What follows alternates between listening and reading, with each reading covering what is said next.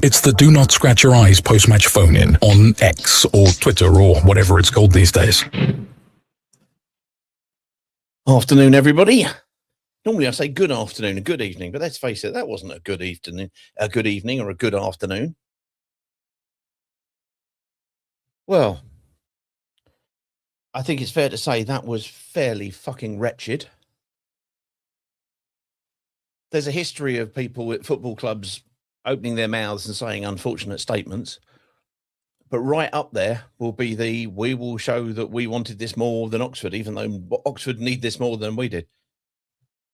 We look stunningly less than the sum of our parts. I often sit here and say we should be more than the sum of our parts, but we absolutely looked. The cohesion between players just simply wasn't there. The desire to try and win something simply wasn't there. First of all, well played Oxford. Got to say that, because actually Oxford showed all the things that we didn't. You know, first of all, they've actually got a spine in Hellick, Brannigan, and I thought the difference between Will Lancashire and Luca Kiramgard, not in terms of goal scoring, but in terms of fight tenacity, make it, you know, try and kind of put yourself in on the game. That gave them a spine. We were spineless. We were utterly spineless. Yeah, shocking. And it'll be interesting to hear from people who've been there. Mr. Fincham, sir, how are you? I believe you were at the game. Yeah, and have already made it back to Oxford Station, given the wretchedness and the few trains there are to the south coast. I left shortly before the second goal, having sat in a pub with a bunch of people 3 hours before and predicted entirely what would happen, because we've been going 30 years and have also been around for the last 10. So kind of can see almost down to the finest of details what was going to happen. And what's absurd is that a bunch of middle-aged blokes and a lady in a pub beforehand can tell you what's going to happen, and yet this cretinous team that are driving this club into absolute abyss can't. We lost because we didn't want it. Every season ends because we don't want it. Our tail off from January is absurd every year. Those players are coached appallingly. There is no battle. There is no spine. And for all our funny names, great places of origin, that Oxford team, who I couldn't name one of them. I can't name one of them because there's no names in that team, but they're a team. And they're a team that's struggling. And you look at what we've done this season. Sheffield Wednesday, 2 last-minute equalisers, or they'd have had 6 points. We got 2 points off a team that's been decimated for the whole year. We got 2 points off Pompey, who are in the relegation zone. Leicester aside, you know, that was an aberration, that win at their place. But 0-0 at home. Oxford, 4th bottom. We've got a win and a defeat. You look at all these teams, when they actually want it and when they're showing bottle, there's something that comes out of it. That was pathetic. And I just don't know what more to say other than the simple common denominator year on year on year is those people at the top. They recruit appallingly. And as a result, the club just drifts and drifts and drifts and drifts. And my God, it's got to come to an end soon. It's got to come to an end soon. Well, you think so, because doing the same thing over and over and over again and expecting the same, you know, kind of a different result is the apocryphal tale of Einstein's theory of insanity. But let's face it, that's what we've been doing for the last 4 years, going round in circles and circles and circles, and coming up against an Oxford side. Now, I because of the Project 46 thing we do, I've been watching a lot of Oxford, and they had this 3-game run the other week. Against West Brom, they had exactly what they did against us in the first half. nothing in open play whatsoever, but they had set pieces. So don't give away set pieces. Everybody knew that. We mentioned it on the opposition view. Don't give away set pieces because they're fucking good at it. Brannigan can deliver something, and anyone of Hellick or Lancashire or anyone will get on the end of something. Second half, we looked like the second game in their run where they'd already got a win and they went to Preston and suddenly they were playing like prime Brazil in 1982. They absolutely deserved their second goal against us, even though it was, and you'd already left for the station, even though it was us giving the ball away by surprise, being 1-0 down, but fucking about with it at the back yet again. And this time getting our just desserts.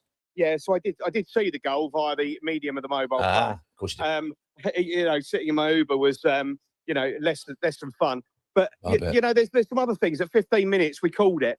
They were going to have an effort. They were going to put it in the box. It was going to piss around, and then the chances are, there's a good chance it would have gone in. We have exactly the same situation, and we'll play it back. And at no stage does anyone until the last couple of minutes think. We had the wing behind us in the first half, had 2 shots that went right into the stands. Yep. Now, it's not rocket science. If you're playing on a park pitch age 9 and you've got the wing behind you, catch the keeper, have a go. That's what you're told. No, we don't do it. Let's pass it. And the fans, right, are slagged off for like all these kind of choruses of negativity. Well, do you know what? They're not calling out anyone other than a blind person couldn't see. Because we do. We go forward, back, sideways, forward, back, sideways, sideways, back, forward. It's like the worst parts of Ray Wilkins when he was round 20 odd years ago. Yeah. That was, you know, so disappointing. We have players there with skill. And yet at one point, Matty Pollock was our right winger. You know, bless him, but he's not a right winger. He might be many things. We have a team that there's no structure. There's no take advantage of the situation. You know, you're kicking with the wind behind you in the first half. Do something about that because they sure as hell will. Yeah. It is pathetic. It's pathetic. Well, I mean, the thing is that, and people will, and they'll be right, and you've called it out already. There is one common denominator across these last 4 seasons and longer. People will point it out, I'm sure, and that is the people at the top. So, I mean, so far this season, we've had one manager selected by Gino, one seemingly, I would suggest, probably by Scott Duxbury. And if what we've heard from Ed is anything to believe me, one selected by Moji Bayat, because he didn't apply for the job. He was asked if he would take it by Moji Bayat and then go along. We don't seem to be able to select a coach for love nor money, or support a coach for love nor money. And it's not just this one season, it is multiple. That being said, turning to the coach that we have to come out and turn around and say, we are going to do this. That is what you will be judged by. Those words are what you will be judged by. That is this year's come hell or high water, as far as I'm concerned. You will have all of these things. Remember what he said at the start? We'll have a high press, we'll be compact in defence, we'll move the ball forward. None of those things have occurred under him. None of them whatsoever. But it's just aspirational lying, isn't it? Yeah. It's like it's giving nonsense sound bites to appease it. Oh, we've lost Pete. It's like he's decent. Pete, sir, enjoy the Oxford countryside. Let's get to Rich. Rich was there. Sorry, we were on the. I was on the group with Pete, and he went, "I'm going to ring in if this carries on like this." It carried on like that. Rich, sir, normally starting us off, but this time you're following Mr. Fincham and my little sort of rants. It was Groundhog Day, but slightly even worse somehow, wasn't it? Well, and it's a pleasure to follow Pete, because quite rightly, as someone who's done what has done the hard yards like Absolutely. we have, he should be the one that should start it. And sorry, I missed the first couple of seconds of the broadcast. So if you said what I'm about to say, in fact, everybody that comes on and says hello, Peter, should follow by reading the following statement. Go on, then. That we want it more than Oxford, no matter what they're playing for. I want by the end of it for everybody to think that Watford were more up for it than anyone else. Mr. Ed Still, I give you. Now, if that doesn't cement your P45, nothing ever will. But I know that just skates over the problem anyway. But you cannot come out and give a statement like that and let your team perform like that. You have never it was such an obvious game plan from Oxford from the start. yeah. They won the toss, defended the end where the wind was, knowing we'll try and sit in, get to half time, and we'll chuck the kitchen sink at Watford in the second half. The bonus was they actually scored in the first half. So they had something to defend, and they still chucked the kitchen sink. Let's not get out of any. Let's get this absolutely clear. We've comfortably lost the game. Yes. We weren't in the game. It wasn't like Oxford pinched a scrappy goal in the first half and went on to win. They won the game comfortably. They were camped in our half in the second half. At half time, everybody, half time, not one sub was made by Mr. Still. The usual 60 minutes nonsense comes along and 3 players goes on. So obviously he's had the letter under his door this morning of what the team was to be at. Edo Kayembe has his good and bad games, and I'll give Edo a bit of slack over the years. Yeah. He played 96 minutes today, gave them 2 goals, did absolutely nothing, and stayed on the pitch for 96 minutes. Watford in January, Mr. Pozzo, Mr. Duxbury, Mr. Nani, and Barami, who's done a runner quicker than Forrest Gump has ever done off the scene, gave us Equa and the vanity signing Bove. Neither were on that pitch today. Bove wasn't even on the squad on the bench, and Equa sat on that whole bench the whole game, and Edo Kayembe stayed on the pitch. I'm going to give Iran Kunda a swerve today. I'll give him. He can go away, do his bit. I don't care if he clap the fans or not. Get down the tunnel, get home, mate. It wasn't about you today. I saw effort from you, doing everything you could. Yeah. You had your João Pedro moment where you looked at it and thought, "F this. No one else is going to do it. I'm just going to try and do something for my team." Yeah. For my team today. So fair play to you, Nestori. Go and have a cup of tea, and fair play to you. The subs you can't really give too much. There's no point in Mama did nothing wrong. But the rest of them, including people like everyone keeps telling people like Pollock, who are meant to be, the leader of our club and the architectural centre half of a championship team, absolutely woeful, absolutely disgraceful. And Ed Still has lost the players. You saw that with every substitution that was made. There was no camaraderie. There was no shaking hands. The guy has lost the plot.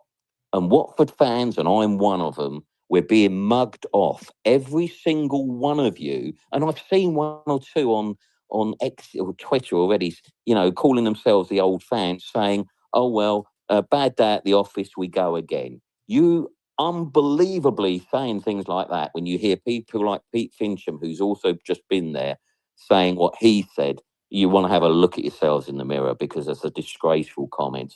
We are a shambles. We are run by a disgraceful set of people. Gino Pozzo, for Christ's sake, sell this football club. Scott Duxbury, stop blocking it and get out of our football club. You're all an absolute virus of our club. It's too much now. Watford fans, you're being mugged off. You've got 2 more home games to be heard. It's the club is dead. And what we've seen today against an Oxford team who, as Pete says, you can't barely mention anyone. I know Lancashire, that's about the only real player, and Brannigan maybe, barely any players that you could name should anywhere near the level that they were today compared to Watford Football Club. And I don't care. There is no such thing as a dead rubber in the Championship. If you're a professional football player, you should be playing. Every point you get is worth money in this league. People forget that, and when they say, "Oh, doesn't mean as much to Watford," every football game means something to the supporters of that club. Again, Watford fans have sold out the away end, and they've been dished up that. And I've heard on the flip side of those that are angry, people saying it's as angry as they've ever heard an away team fans for Watford. We are at the lowest of the low now. We need to stand up. We need to get vocal. We need to get these clowns out of our football club. And it's just no good. You cannot excuse what you just watched. It was just embarrassing. And not fit to wear the shirt is the lowest of the things that you could sing, and the people that are running our football club are not fit to run our football club, Pete. Well, let's go back to one of the things you said at the start there, which was Oxford came out with the most obvious game plan. There was the difference. Oxford came out with a game plan.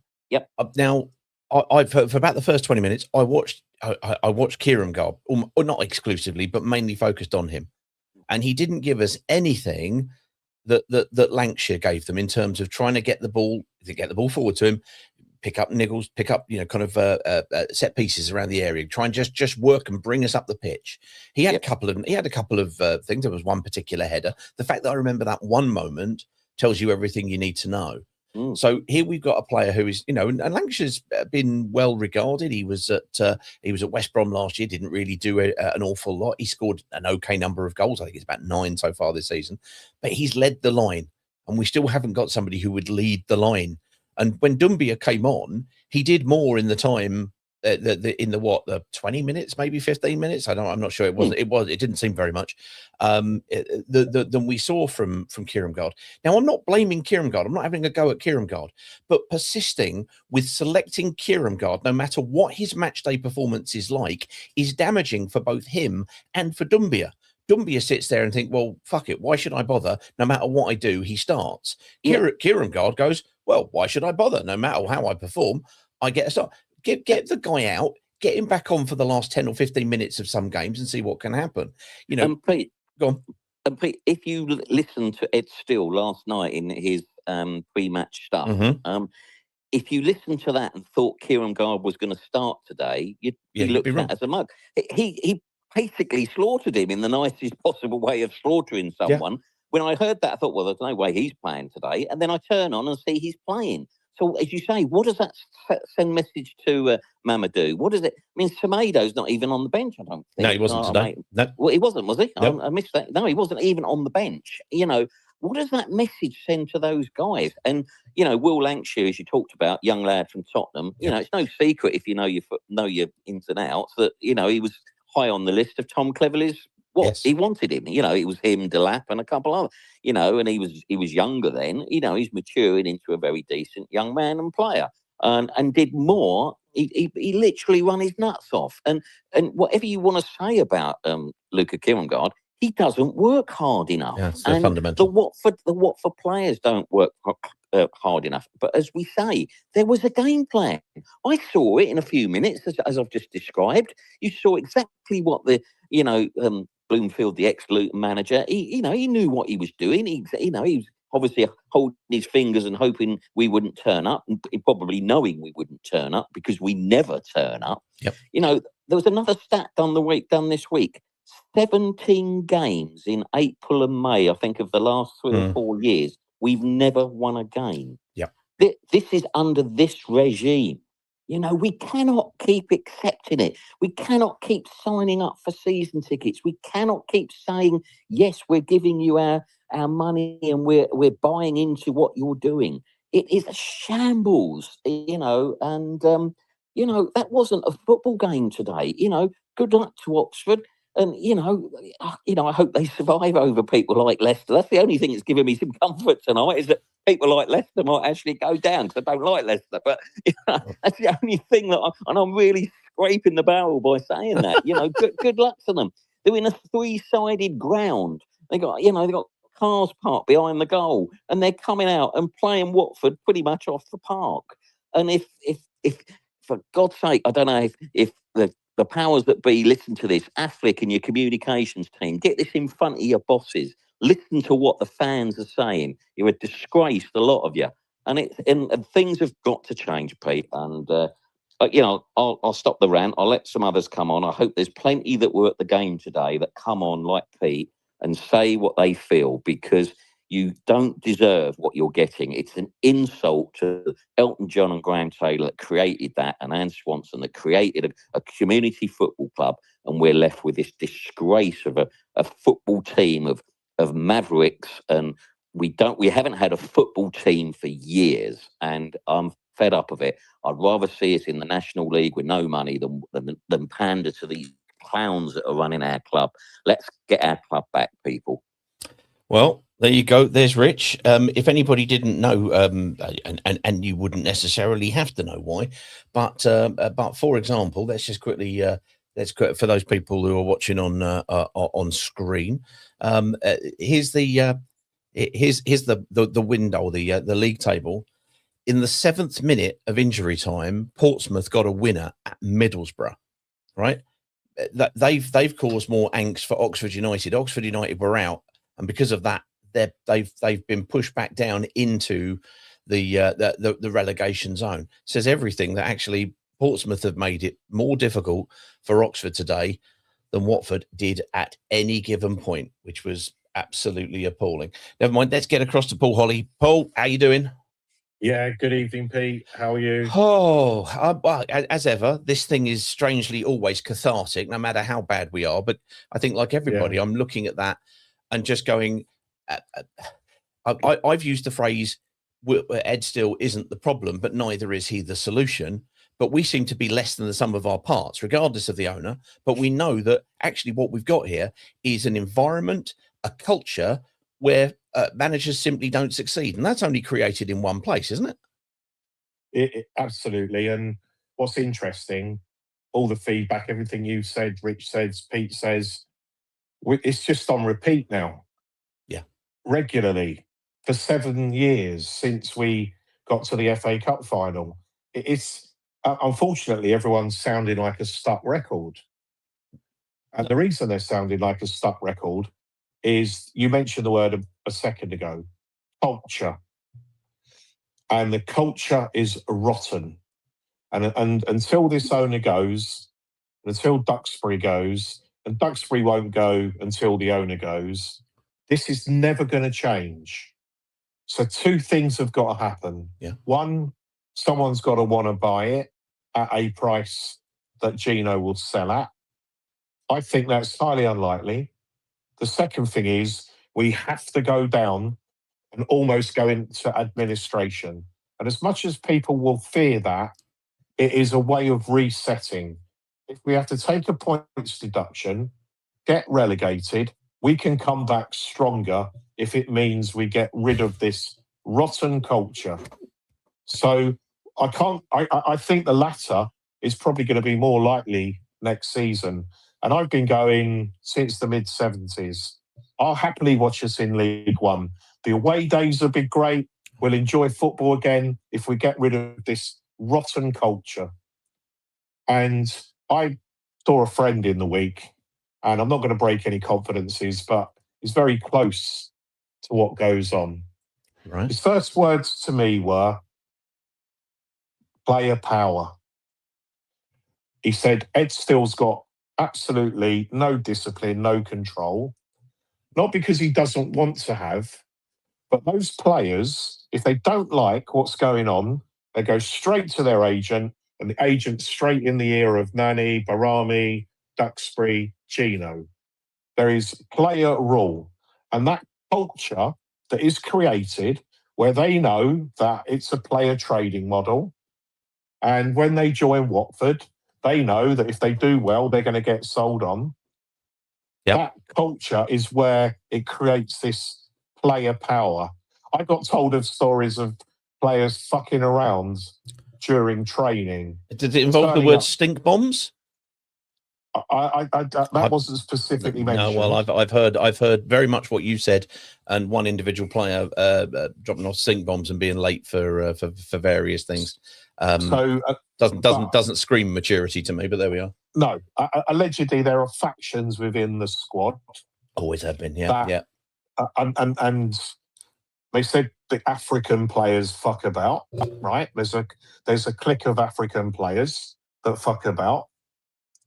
Some want to train seriously, but it's just a rotten culture. And Ed Still does not have the gravitas or the backing above to be able to create a disciplined environment. Pezzolano tried, but obviously he fell out with everyone, and he probably went too extreme off the brief he was given.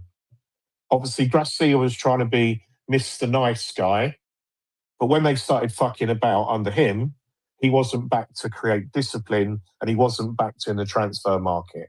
That's why he left. Charlie Daniels would have been the easiest choice to leave until the end of the season. But we are rotten, absolutely rotten. And it will only change upon a sale or a relegation and the threat of administration. Or we're going to be having the same conversation end of the season, through next season, and it's just a stuck record. And on that point, I'll let someone else speak, Pete. Thank you, Paul. Paul, go and have a good rest of the weekend. Yeah, you're not wrong. Let's get to somebody else who was in the crowd. Let's get to Mr. Pete Ryan. Pete, sir, are you there? Yeah, I'm here. Can you hear me? Got you loud and clear. Sometimes, Peter. You were there, and yeah. Go on. Tell us your observations on the day. From the start or from the end? Do you want me to work backwards from the? You tell us everything in whichever order works best for you. The most energy that I saw on the pitch from was the two red kites that were having a duel and a dogfight over the top of the pitch. One red kite finally came out on top. Sometimes, Peter, and that was about as entertaining as it got from anybody of a Watford bent. What, the red kites? Yeah. I mean, towards the end. Fair enough. Look, if there's any Oxford fans listening to this, and why would you? I wish them every success. Absolutely. I wish them they've got heart. They play for each other. Certainly in the second half, without even looking, they knew where a yellow shirt was. They were running for it every half chance. They battled for it. They won every 25% ball against them. They burned Barr for pace when he came on. Let's go with Barr at the end. Yep. Mate, you were staring me out and a load of the others who were shouting at you, you're not fit to wear the shirt. And when Will Steele was getting sacked him on, he had his hands on his hips on the touchline, bang in front of the away fans, giving us daggers. I don't care how big you are, my friend. I see your attitude and I call it out. I don't think you're fit. That's the only excuse you've got. Mama came over at the end. He didn't like what was being said. In the end, Dan Gosling pulled him away and pulled everyone away. But they all stood there facing us while they were told that they weren't fit to wear the shirt, to go forth and multiply away from Watford. Because what I saw was they're like a very poor Butlins put together boy band. This is a good analogy, everybody. We've got to that moment. I like this. Carry on. Where they failed the X Factor auditions, but fuck me, people like Chak, who did the square root of not a lot again today, and was knocked off the ball so easily. We could go right away through all of the star, twinkle-toed players were exposed for their attitudes. And it was poor. And it started... And Dan Gosling, by the way, let's go on to Dan Gosling and Ed Steele. I could go through the whole squad because I am incensed. I don't think I've ever really given the players the bird at the end. I bloody well did today, because the arrogance that Paul Holly talked about has been on display, not just for this game. Yeah. For most of the away games that I've been to. I've been up and down the country watching this. I'll tell you, boys, I can't be bothered to go. I've taken a day off work, so I've lost 200-300 quid today to come and watch this. I haven't seen a fraction, and these guys earn thousands of pounds a week. It isn't about the money you earn, but they're not going to get their moves on what I saw today. I must have seen about 5 penalties for Oxford United in the second half. Yeah, there was a definite one in the second half on where Loser gets booked. Yeah. Loser gets booked, and then immediately after, so he has a go at one of the other players, the 6, who then tunes him up. He then grabs hold of the 27 and drags him like he's wheelbarrowing him back across the... It was only because that ref, who we've had before, who was shocking again today, who's all steroids and gym, and look at me, darlings, how good I am, who hasn't got the ability to give what he sees. There were pushes by us. There was so Loser should have been double booked, and I just think he would have flounced off. Iran Kunda got booked for petulance in the box, for trying to face up the players. They then had his number, and that is all because they've got no heart. there were other people that were just horrific.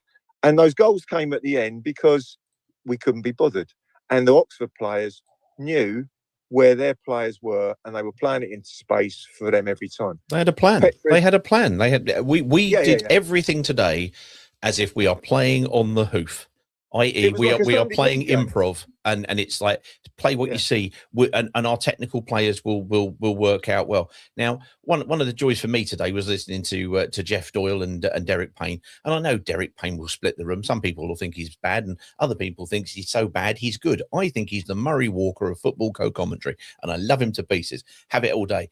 He said, right, both of them said, we've got to work. We've got to match their work rate. We've got to match their physicality in order that the additional qualities in the Watford squad will be the tipping balance. We haven't done it all season, and we didn't do it didn't do it at all. Sorry, Pete, carry on. Yeah, no, I mean, well, good luck. In the first half, the wind was coming across the car park from the direction of the Hollywood Bowl or wherever they got there, and coming straight down the pitch. So it was like an old time, I don't know, Watford Sunday League game, where you're going to. But we had the wind in the first half. Did we do anything with it? Did we? No, that's exactly what Pete Fincham said. You've got the wind behind you. Take a punt, work the keeper, make them a little bit nervous that if they don't come and shut you down, you'll have a go. We didn't. As ever, we were trying to just dribble through, brick walls. Never going to happen. Their organisation at the back was too good, and we made no attempt to beat it. Sorry, mate. If it wasn't for Petrus's pace, and he has no other attribute, I think, was worthy of getting him in the team, because he isn't a defender and he isn't really a committed footballer. But Brannigan, the 8, the 44 Pitt Harris, 17 Mills, and the 27 Lancashire, and the 33 Donnelly, they all had him on toast, and they could have broken through and added to 2 goals in the first half, but for Petrus's pace. Goglachidze wasn't at the races. I don't think Petrus was at the races. Certainly Mendy was just going in circles. Chakvatadze, he holds the ball, he dribbles with the ball, but what does he actually do? And he didn't look, and he certainly wasn't involved in any of the anything physical or to defend for the team. No. So the first substitutes of, when Kevin and Barr and all that come on, the away fans were like cheering for it and booing the players that were going off. Kieran Gard, he looks like a lovely boy that you'd be grateful for your daughter to bring home. He's no tattoos, he's clean cut, he's a good looking boy and all of that. Yep. But he looks like a competition winner. He looks like Esther Ranson's going to follow him around with a documentary crew because he's hit the big time. Well, he plays football like Look, I'm sorry. Pete, I've got to cut across there because there are some people who were struggling with Esther Ranson. Many of them were going Lat's life. But then you went for the big time, one of Esther Ranson's far smaller vehicles ever used. That was some niche knowledge there, Pete, and I just want to applaud it. Well done. Well, we've got a selection of work experience boys up front.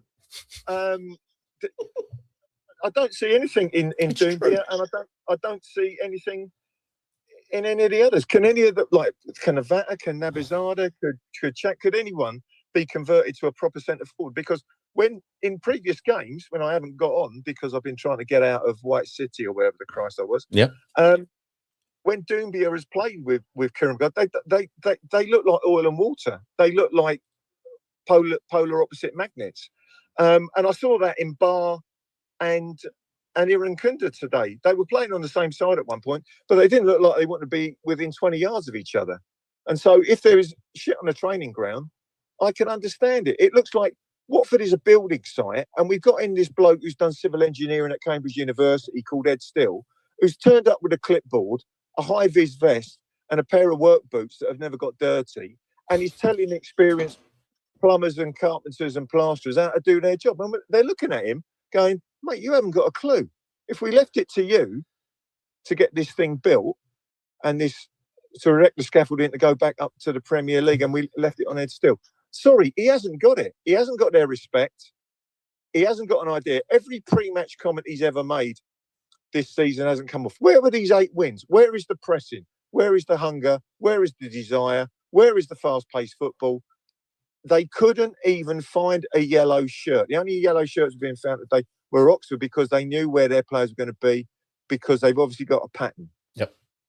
And towards the end, I think for the first time, I was thinking, do you know what? I quite like Oxford to send Leicester and Portsmouth down.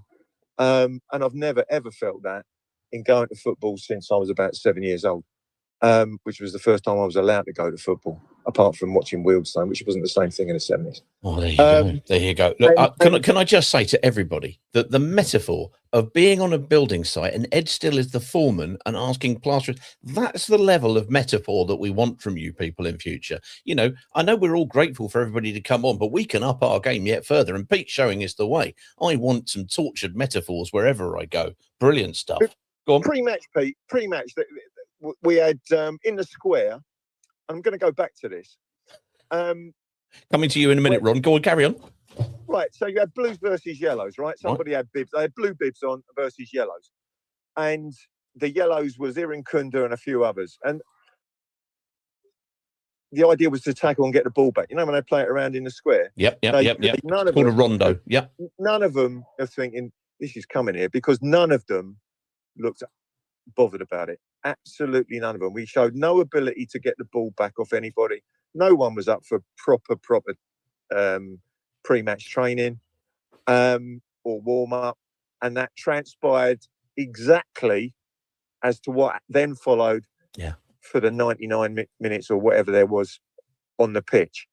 Iran Kunda at Queen's Park Rangers, when he was doing that, actually wanted it, and he was doing his normal petulant throw his hands up in the air, cussing people when it wasn't going his way. So I can understand why he gets booked, because he loses it so easy. Because if you can lose it in a pre-match warm-up, you're not wrong. You're not wrong. Then really, my friend, Nick, you've got to question your ability to be in control in a game. Absolutely. Yeah, your control at any level that you expect to get to. Because clearly you've got the ego of the block of flats that Ed Steele was brought in to construct, but without any of the foundations or any of the framework to actually carry yourself forward as a footballer. And some of and Bar today was the same. Loser was today. I don't really care who owns the club. I'm not really. Who cares about Pozzo out? Because someone's got to come forward with. It would be great if someone with some drive, some ambition, and a ton of money. But who's going to buy this broken down, rusty MOT failure that is Watford? And you can say, oh, we got some fancy wheels in Vata, and we got some fancy wheels in Chak Vitadze, and we got the Mama and that. They're devaluing themselves if in the front of our very eyes, like a 1980s Alfa Romeo going rusty at the side of the motorway. Look at this. This is metaphor-tastic. I'm declaring this the best metaphor call we've ever had. We've gone from basically building foundations and a block of flats, and like that, we've become, what was it, an Alfa Romeo or an Austin Allegro? I've lost count already. Any flash, overblown car that you bought with hope and expectation that it was going to do the business. Yeah, your 1980s Alfa Romeo is definitely the thing. Quick. Yeah, brilliant. It just falls apart in front of your eyes. And the salesman for this was called Scott Duxbury. He season after season after season, since they let this club down and basically sold us out after 2018. This happened before the cup final, where you saw players with player power that couldn't be bothered. We look back at people that were stars of the cup final, like they were gods. But unfortunately, what did for us in that season was we had two people that wouldn't make a tackle, and you can't press with 8 men when you've got 10 on the pitch, other than the goalkeeper. And we had it all in our hands, and Bournemouth are now where Bournemouth are, and we are where we are, and we are looking like we're going down like a sunk submarine or the Titanic, because this is only going one way, because our boy band that are dancing around on the deck thinking they are the bee's knees are actually pretty shit. And I hope that they realised that they were pretty shit from all the stick they got, rightly so, at the end. Quite right. With that, I bid you good night. Look at that. Look at that, everybody. I lost count of the number of metaphors. We had the boy band, of which, to be honest with you, I'm not sure Chak Fatadza has the looks to pull that off. I don't know. Ladies, let me know if I'm wrong. I'm thinking probably Mama, maybe possibly Loser. But if you're going to have a... Then he went on to having the building site. That was great. Then we went on to cars and everything. Oh, just too many metaphors to cope with. Let's get out to the US and speak to Uncle Ron. Ron, how are you doing? Oh, dreadful. Absolutely awful. Sorry, I didn't mean to laugh, but that was perfect. Oh, hello, how are you? Good. Good, yes, I've got the Oliver Twist and the Artful Dodger in the back. Oh, wow. I'll try it. Yeah. There's a metaphor for you to go down. By the way, also, Simon Parkin, yeah, I enjoyed second-hand cars as well. That was funny. But anyway, let's get on to Ron. Ron, sir, you're not happy with that. I think very few Watford fans are. What are your thoughts? What are your observations that you can make in front of both Oliver and the Artful Dodger? Well, Holly was mentioning the word rotten, and he's completely right. That is the problem. And I have said it for years. I'm not going to go into it. Okay, all right. No, okay. So I've said it for years, and I'm not going to get into arguments about, other fans now. But this is the moment, Peter. This is the moment. It's a choice now for Watford fans. Do they want to continue with this wretched owner, his henchman Duxbury, this just another agent, Bayat, an utter tat like Goklidze, however you say his name? Or do they want to speak up now? Because this is not a football club. It's a player trading model. It's not a real football club. And we can talk about managers. They're irrelevant. I did kind of hope that Ed Steele would be another Eddie Booth, right? You did, yeah, I remember. It doesn't matter. The problem is, and I have said this for years, there is zero jeopardy at this football club. Every single player is on a long-term contract. So if they perform badly in April and May, and the club doesn't get in the playoffs, it's irrelevant. It doesn't matter. It's absolutely irrelevant to them. Now you can have some of the great talents like a João Pedro, who can go on to the big clubs, Richarlison, etc. But it doesn't matter when you have all the other players on massive long-term contracts. Goklidze, for example, is probably on a big contract at Udinese. He's so bad. He can't displace 35-year-old Cabaselli there, but he can go over for a jolly to Watford. There's zero jeopardy. So the players can act up, and we all know the stories of what's going on. The players can act up in training as much as they want. They can complain about managers as much as they want, because they are the only thing that matters to the owner, the slight potential that he can get a sell on and is ready to settle for absolute mediocrity if he can sell one or two players. But it's going to, I want to get out too. It's going to catch up with him. It's going to catch up with him, Peter, very soon. Understood. Watford fans need to speak up and complain within the realms of English law. And please don't give up your season ticket in protest. Protest against the owner. Call for him to leave, because that's the only way this can possibly change. There you go. There you go. Ron, sir, you go and deal with all those things that you need to go and deal with. Yeah, he's made his point there, and so is his little one. I think fairly forcefully. Quite a lot of additional information there. I thought was quite good. Let's get to the Big Lebowski. Brett, how are we doing? How are we doing? Now, Well, before we go, if anybody's been watching, and we always apologise for the absolute rubbish, completely rubbish prediction link, but Brett is the man rolling the dice in various different locations, quite a lot in the gym. I've noticed this, which is quite interesting. We like that very much. But you're responsible, and you are outperforming all the human beings, both yourself and the postal workers of Margate, doing great work, aren't you? Yeah. It's a real. Now, if I'm correct in thinking we're neck and neck today, I must confess, I've come on here rather than go. I think we are. Look. You know what? Why I know that, Pete? I think I know that is because there was a point at 1-0. I checked back at what I'd predicted, what the dice had predicted Right. for this, and it was a 4-3. It was a 4-3. You'll get 2 points. It's a point at which I'm thinking I would rather go top of the league by 2 points than we win this at this point. And that is, I mean, it's pretty damning that I would rather a stupid game. So that second goal, though, has robbed you of a point. You only get a point now. You only get a point down to because of Watford's backlog. Yeah. Oh. Today we did. But I think that Colin didn't get He didn't. He went for a Watford win. He went for a Watford win, or rather the post boxes did. We are neck and neck. Right? Never mind. So that's very exciting. Right. Enough of that, of which nobody wants to hear anything about. Let's talk about the game, of which nobody wants to hear about. Well, exactly. I'm not going to talk about the game either. Good man. Ryan started the musical analogies, and I'm like, oh, God. I don't know what else I was going to say to this point. Right? There's a few things on the musical analogy. Okay. First of all, if you're an Ed Still or a Will Still, and you're like an analytical football guy who's never actually played the instrument, right?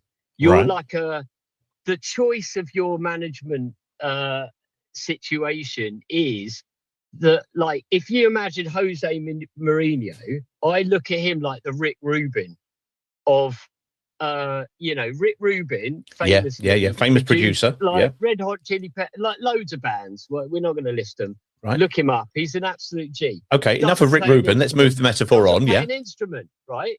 So that's Jose Mourinho. If you're going to be a football manager and you don't play football, you're either Jose Mourinho or Ed Still. You're either Rick Rubin or a very unknown part-time music producer that no one actually knows the name of. So I think Ed Still is that, first of all. Okay. And I've got a friend at the club who is very well aware of all the managers. And she said, I quote, "This guy is really out of his depth, Brett." Right. Yeah. So, okay, we know that. So then you look at Pozzo. And Pozzo is like, when I was, I'm going to continue the music analogy. I was like a music manager where I would have projects where there would be an investor. So I am the manager of the project and I'm making all the deals around the world, but the investor will get to me and say, "When's my money coming back, Brett?" And often they knew fuck all about the music industry. And a lot of my job was maintaining this person's investment. Meanwhile, the times that went bad, I had to leave the project because even the musicians were dejected because they knew that this investor was full of shit and probably wasn't going to be funding the project properly. And they could see that I walked in to their situation and they'd be like, "What's wrong, Brett?" It's all right. It's all right. Let's crack on with the tour. Everything's going to be fine.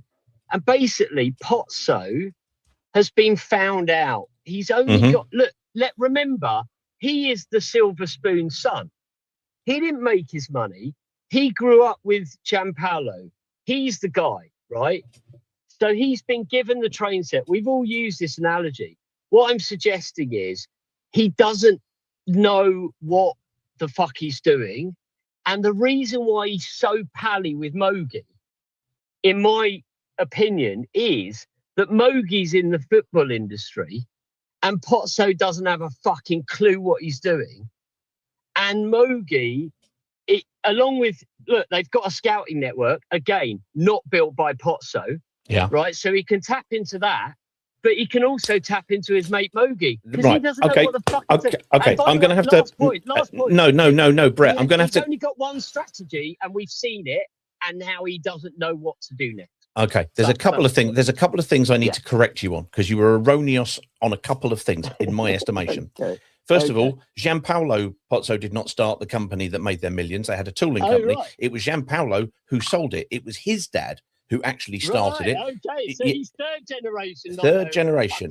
Gianpaolo did grow it. There's no doubt about that. And then he sold it to Bosch, made millions, bought and had bought Udinese. So obviously, he's twice removed from the genius. Well, you know, no, I'm not saying Gianpaolo didn't do something. It wasn't just him. It was him and his dad. But it's certainly not Gino. However, you also said he didn't build the Pozzo network. And in fairness, He pretty much did, because when he came out from Harvard in the early 90s, that was what he wanted to work in. He'd always been in and around it, but he sees himself as, I mean, what we now would call a pseudo technical director, you know, somebody who goes and kind of trades players on the market. And so everybody's saying, well, we're a player trading model, which is what Ron said.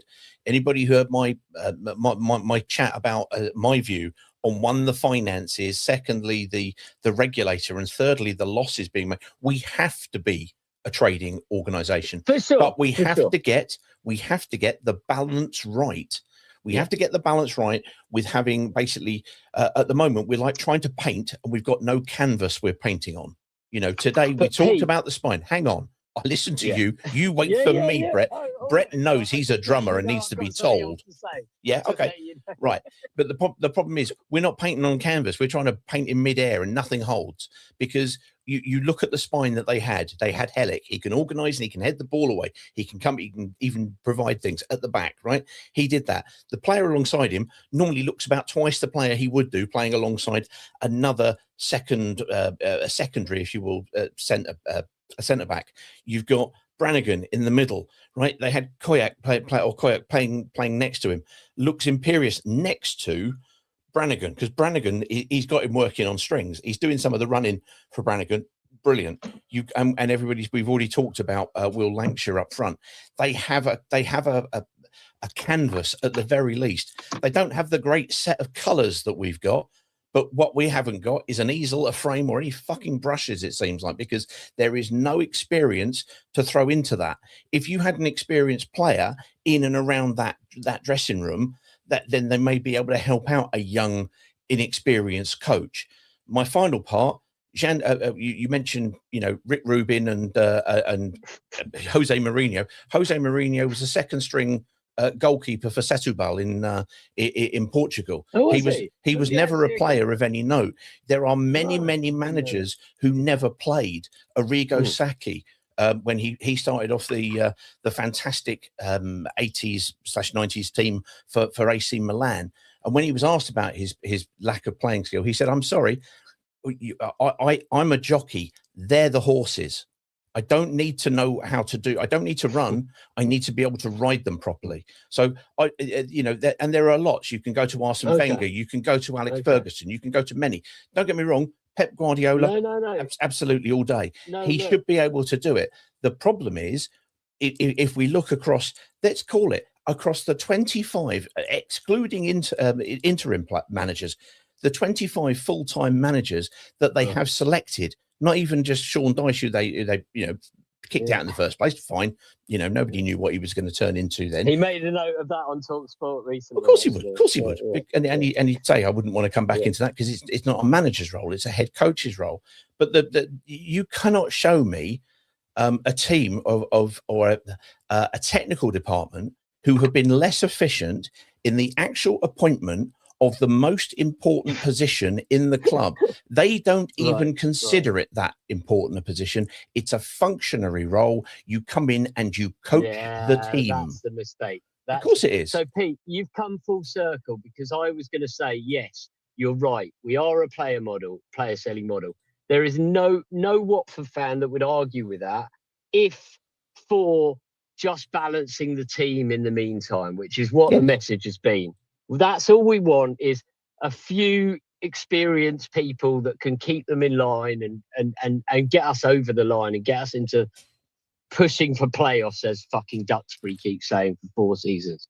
Anyway, right. Yep. So we then discount the fact, and you just touched on it. Yeah. That the sacking managers. So not only is there a gap in their selling model of not integrating a squad with some experienced champs, you've also got a total failure of model, which has been going on for 4 years. Absolutely. And it is like everyone knows, we think Watford fans or football fans don't have a fucking clue about anything. They work in factories or whatever, and they don't know about football management. And you're like, I don't care what you do for a job. if every fucking 3 months you've got a different manager, Of course, absolutely. you're not going to give a shit. You can't motivate yourself. And if you could get away with something, you will, because you disagree with the way these work. And he's going to be gone in 3 months, so I'll just do whatever I want anyway. With regard to the head coach, so there are three things. Just to say, Pete, Go on. This is the they were two separate things, and they come together. It's a Venn diagram of the lack of motivation, because if you want to take the piss, you will, because you know you can sack the manager. Yep. If you come to Watford on a player trading model where you're trying to up your career and you're just playing for yourself, you will do whatever you want to do. And therefore, you have in the middle of our Venn diagram players that don't give a shit about the organisation, don't give a shit about us, and just want to further their career. And you have an ownership who is facilitating that model. And that is why we are fucked. And if he doesn't leave, we're fucked. This is not going any other way now. Scott can come out next season and say we're pushing for playoffs, at which point we're like, mate, you are fucking mental. It's 4 seasons and we know exactly what's going on now. And that's what's going on. I think that immediately comes back to, thank you very much, Brett, what we said earlier on about, Einstein's, and it is apocryphal, it's not his, he didn't actually say it, but he's always quoted it, doing the same thing and expecting a different result. Now, this year, I would suggest that actually the squad that we've had has been probably better on par than we've had previously. Last year, I think we had at least the stability of a manager that was trying to do things right. He's Tom Cleverley this last month won the Manager of the Month award for League One. He's learned, he's improved. The reason he got fired, we needed somebody with more experience, even though, of course, he got an awful lot more experience than when he'd actually been appointed.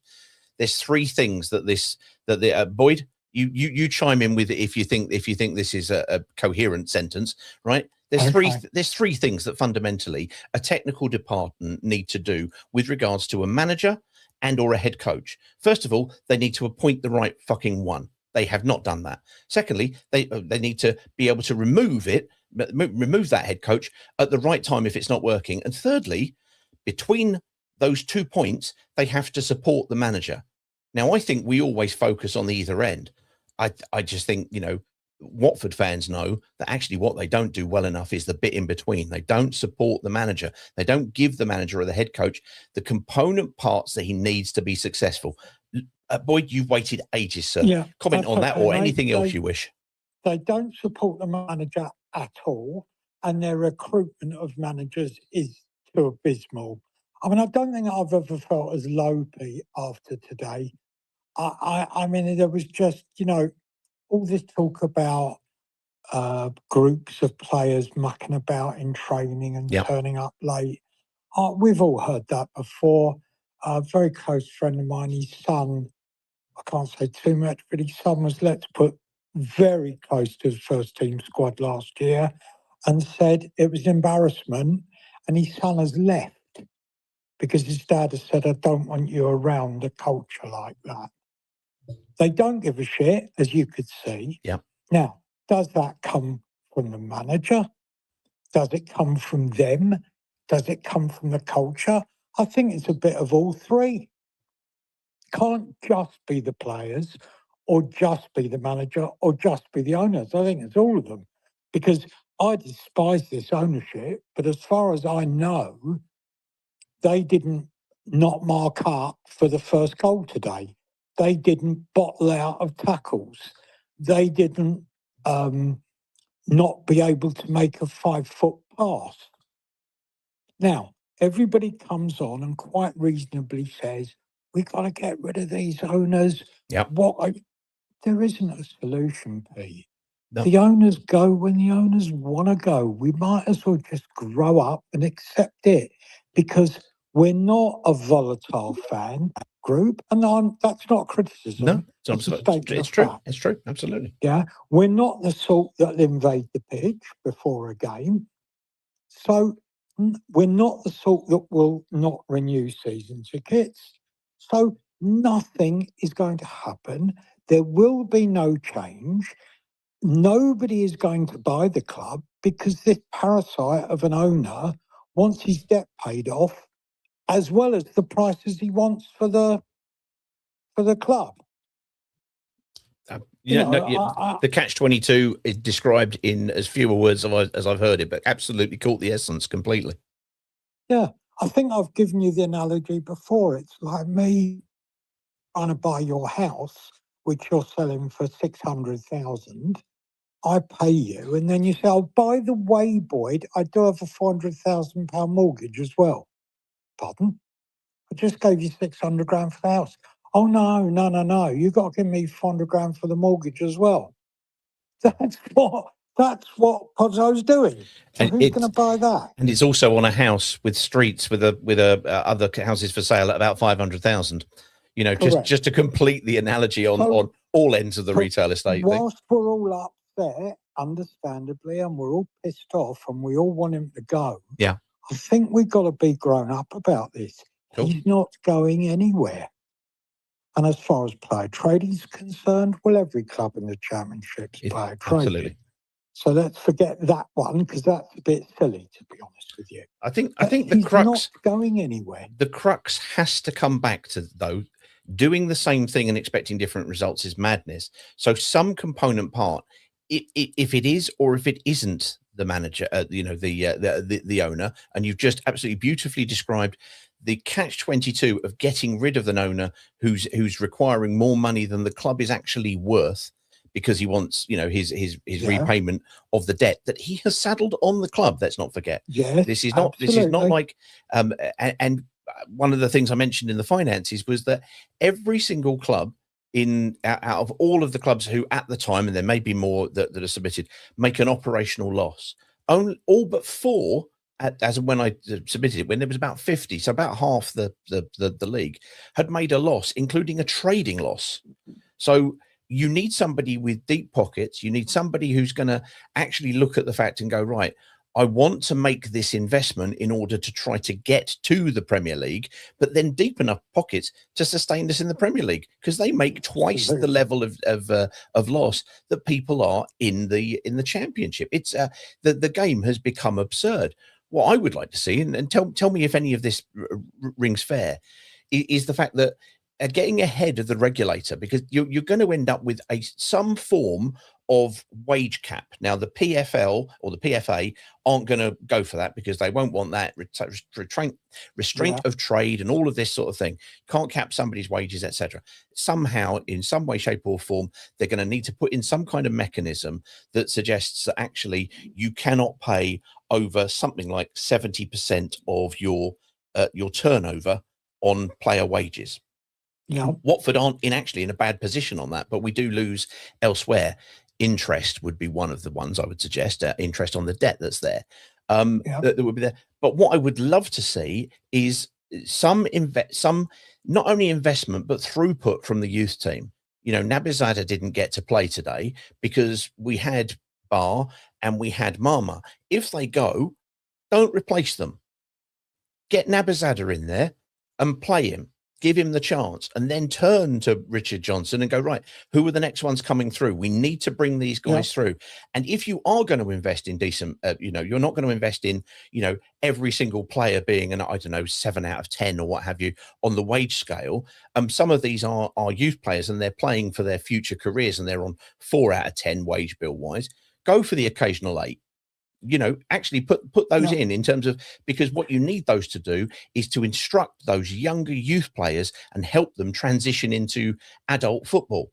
That John Barnes came into a team with lots of people around him. It was great. It's hardly like we're going to be able to unearth him, but we might. Who knows?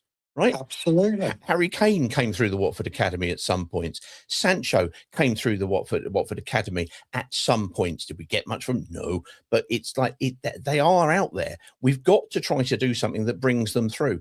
And if we have to ride between League One and the Championship to get there, that gives us a different point to go on and gives us a different model, because I think everybody's just fed up with the current model. But as you say, it's a catch-22 unless somebody comes out with a bucket load of cash wanting to promote Watford. And I don't see Elton John striking twice.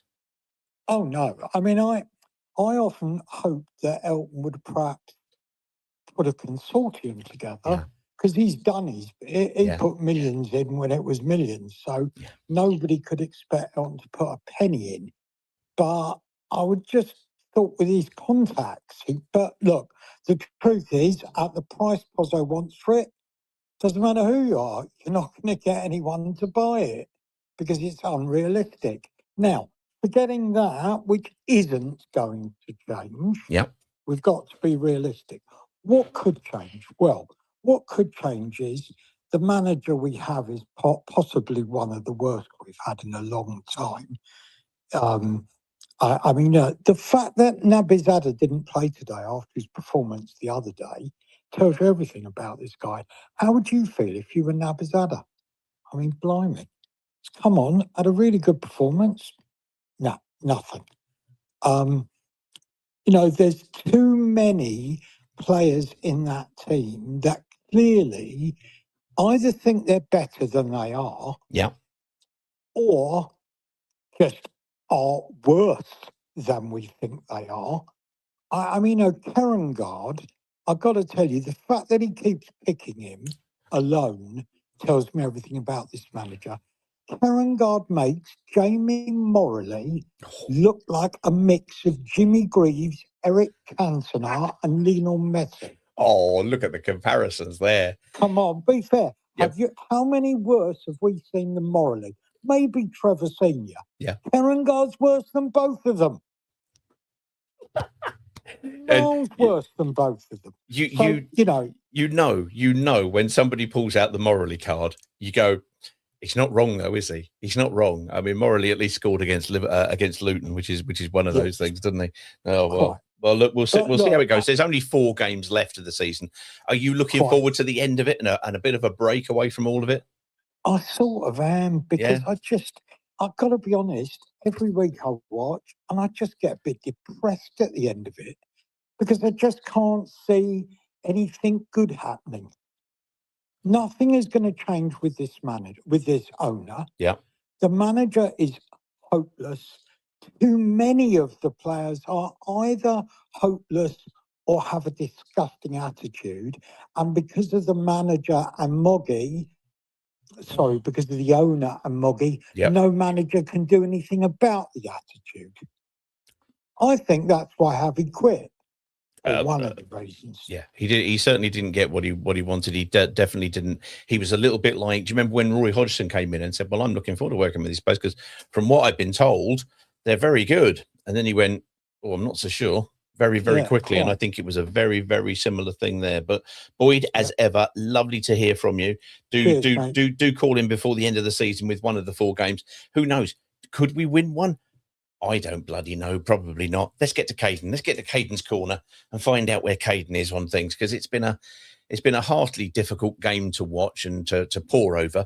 But we've got into metaphors, and I like those very much indeed. Caden, what did you think of everything today? Evening, Peter. Evening, mate. I'm okay. This always cheers me up. It's very much me venting the bile that builds up over the 90 minutes.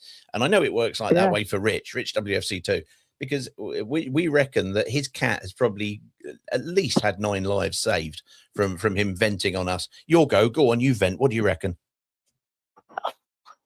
Just 90 minutes of shit. There you go. There was Caden. Honestly, I give up. Quite frankly, I give up. And if this isn't a call for fans to unite and force them out, then I don't know what will. Okay. And it's all well and good. Everyone on Watford Twitter going, yes, get Pozzo out, blah, blah, blah. But X only is a small minority of the fan base. Yeah. Yes, there are certain groups that need to be involved before change happens. The 1881 is a main one. And unfortunately, the Watford youth lads. And I say youth very lightly. The Watford, They sorry, need to no, get- hold on. Everybody knows what the 1881 are. If you don't know what the 1881 is, the singing section, obviously kind of run by Roy Moore, who does a fantastic job down at the bunker and trying to bring everything sort of together in that sense over the last few years. TIFOs and displays. The Watford youth, what's that? They are a slightly more rowdy version of the 1881. Okay. What will they bring in? They're the sort of ones that will actually get a message heard at a protest and will actually come in their numbers. To a game. Today, Hold on a second. I want to go back on this because I think this is relatively speaking quite interesting, because it's all, you're absolutely right. It's very easy for people to say something needs to be done. Now step back and go, well, who's going to do something? I get that, not being daft. We've tried to do things on occasions and been called any number of names, many of which were thoroughly deserved, in fairness. Others have tried also. But what does that give you? They're turning up. Are you meaning that what you need to have is people turning up at a game and a protest or singing inside the ground? Is that where your head is towards?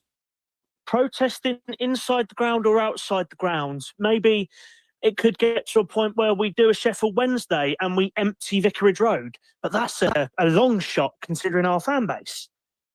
But honestly, if today isn't a message to fans to say, let's get Potso out, then what will it take? Will it take us to get relegated? Or would it take us to go into administration or things like that for people to wake up? Okay. Like today, the only man, well, there was two today that were the only two that actually gave a crap. And that was Iran Kunda, who run his little socks off. He did. And Matty Pollock. The only two today that gave a crap. The rest of them were, you would get a better performance out of a cat's arse. Genuinely. I've got to say, for a metaphor special, I think cat's arse is a new high or a new low. I haven't yet worked out which one it is, but it's an interesting one. Okay, so you want vocality, so should we say vocal protest? Okay. And there is one man who has got so much power within the fan base. Yeah. The man who has got the direct link, Adam Jury. I want to see, it's never going to happen because he's, paid for it to do the job. But I want to see a front page from him. And on the front of that page, it's Potso out. It's venting, getting the fans' thoughts out there, saying what he thinks, which is most likely Potso out, considering one of his tweets today. But it doesn't end there, because that article from Jury, if it's ever made, has to go further. It has to go to Kevin Affleck. And Kevin Affleck, if he doesn't then show it to his bosses, then the man is useless, clueless, and not fit for purpose. Right, hang on, because I think we've taken a leap into the unknown here, and I just want to clarify some of this unknown stuff. So, first of all, Adam Drury is first of all, he's a reporter. So he's got to report on something that's happening rather than necessarily writing from his opinion that Potso out. There is obviously, in fairness, this was the same squad who, the other week got a win, and everybody was, kind of happy about that. And it's, in fairness, how much do you bring in Ed Still to account for today in terms of the performance, bearing in mind what he said beforehand? And then we will get back to it, because I don't see Adam Drury's position as saying Potso out, because that's taking a position completely against the club. What he's there to do is report on what goes on in and around the club. So surely your previous 10 groups of which you mentioned a couple need to actually do something in order for him to report on that. Wouldn't that be fair? Well, I think obviously after every game, I'm sure people have seen it. Adam Jury posts his post-match thoughts, and why couldn't he do the same and say a pots for that message? I know he gets paid to report on the club, but it comes to a point where he's a Watford fan, and surely he knows the discontent with the fans and the owner especially after seeing the scenes in the away end today. Surely that sends a message to him and a spark in his brain that goes, oh yes, let's report on what the fans are thinking to get it to the owner. Because otherwise we've got no chance. Okay. So what you'd like him to do is report on today, or as I just mentioned earlier on, if there were a protest that were against the owner. What about today in terms of Ed Still? How much culpability or accountability should he be taking for today?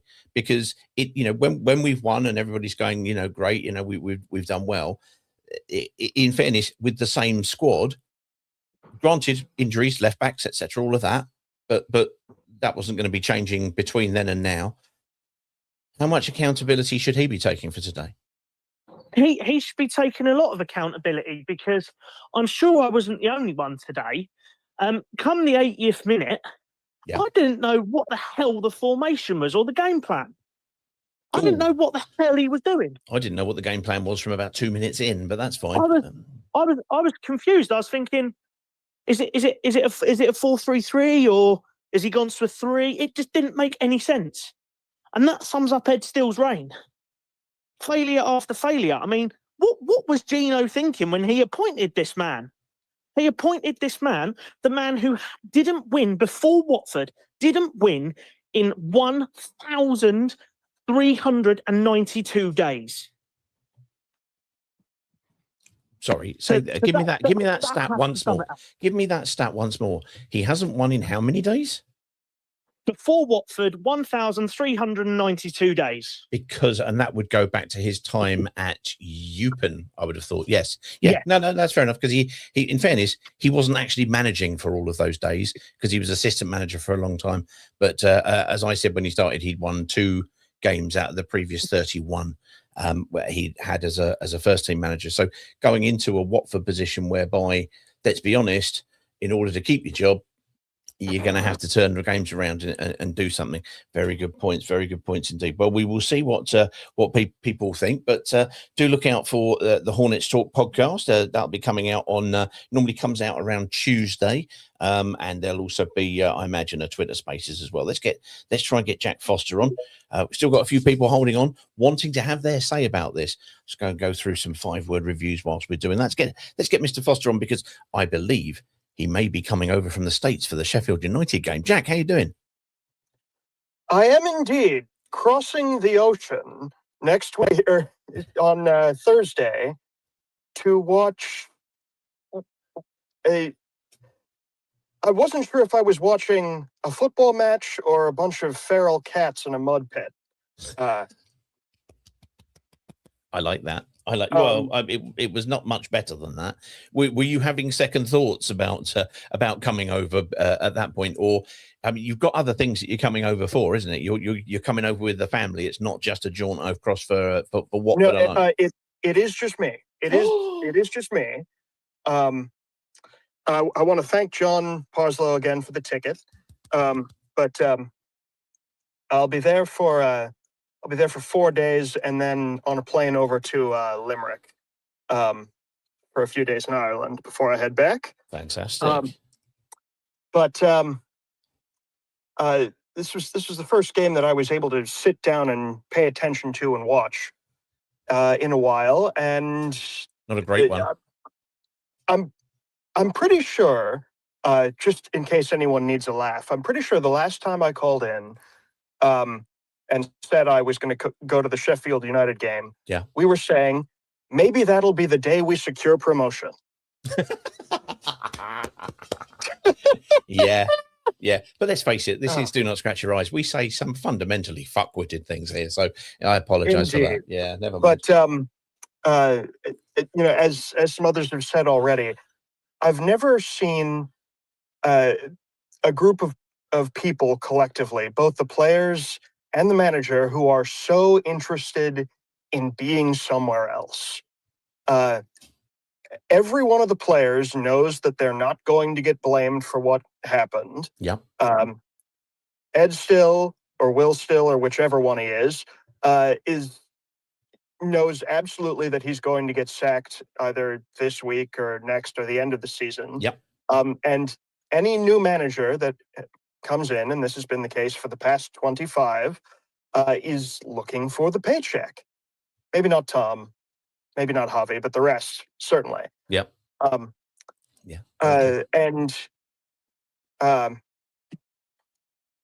You know, you asked me if I was having second thoughts. I almost feel a slight bit of guilt for, for attending a game because we want to make some sort of large show to Gino and the rest of the, management that this cannot continue. But, as with certain American leaders, Gino seems to be immune to shame. Not going to go any further down that road, but it's fair enough. It's just disappointing that nothing feels actionable in terms of getting Gino or Scott or anyone in control of this club to care enough to put it all back together. And we'll do, whatever we can to scream about it, but unless the Spanish federal court can actually move on with that case. Is that still going? I'll tell you one thing, it'll be the best defense that Pozzo's ever assembled in a long season, I can tell you that much. That's true. Yeah. But it should be no surprise that a man accused of money laundering, which I think is the charge, yep, and fraud, is operating a player trading scheme and probably filling his pockets off of it. Well, if he is, he's about the only man in football who's making his money from that. But that's exactly what they make their money from, football. He's a football trader. He's a football trader. Now, the question from the Spanish tax authorities, as you can imagine, is the tax and where the money has flowed to in order to, well, some people would say, what the question is what's the difference between tax evasion and tax avoidance? And the difference is the width of a prison wall. So he's trying to put up an answer and saying, no, that's not the case. The monies flow through, as we know, our organizational chart goes up and goes into Luxembourg, and money that passes through Luxembourg is there's normally a reason why it flows through Luxembourg or up to Luxembourg and through. So he's got some questions to answer, as you say. And I think a lot of us thought that, well, that was distracting him last year. It might well be coming along. We do know that a lot of, on the continent, a lot of, should we say, tax statements that come out from their tax authorities, they've said, for example, it's going to be tantamount to 12 years or however many. They say a lot of that because what they're trying to do is initiate a payment necessarily. So we don't know quite how much we can believe into that, but it will certainly be keeping him distracted in some way, shape, or form. But look, Jack's going to be at Sheffield United next week. Good. Because whatever it is, it's still Watford. We've still got to get on and talk about it, and we're going to complete that Atlantic circle by going and talking to Chad from the other half of Sheffield, or the red half of Sheffield, who's always on, and he's got a cracking voice, and he does sound like a close relative of Kermit, but that's not the point. We like him very much. Let's get to Carl Wilson, then we're going to come to Jason, and then we'll finish with Adam. Carl, how you doing, mate? Hi, how are you? Oh, I'm all right now. Now, we did have, as you know, on the opposition view, a fine game of Kazam Stadium proximity poker, which you won. You certainly live close than the person we're going to bring on in a moment, Jason Rose, who we think is further away. So you've won that battle. 10 miles away from my door to the game, Yeah. So you went down today? Yeah. Oh, come on. First away game of the season, yeah. Oh, blimey. Come on then. Tell us about your experience of the day. The weather was cold, hot. The performance was the same, but not the hot bit. Yeah, just cold. I've been supporting since I was about 18 or so, and I'm now 53.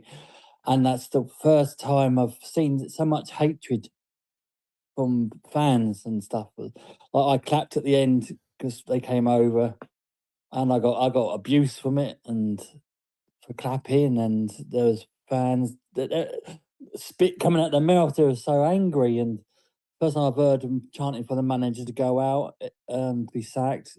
It wasn't a nice atmosphere, no. Well, that culture, not the reaction, because the reaction is a genuine one, but so is yours. To not being daft, it's the first time you've been able to get to see them this season. For you to applaud is not an unreasonable thing.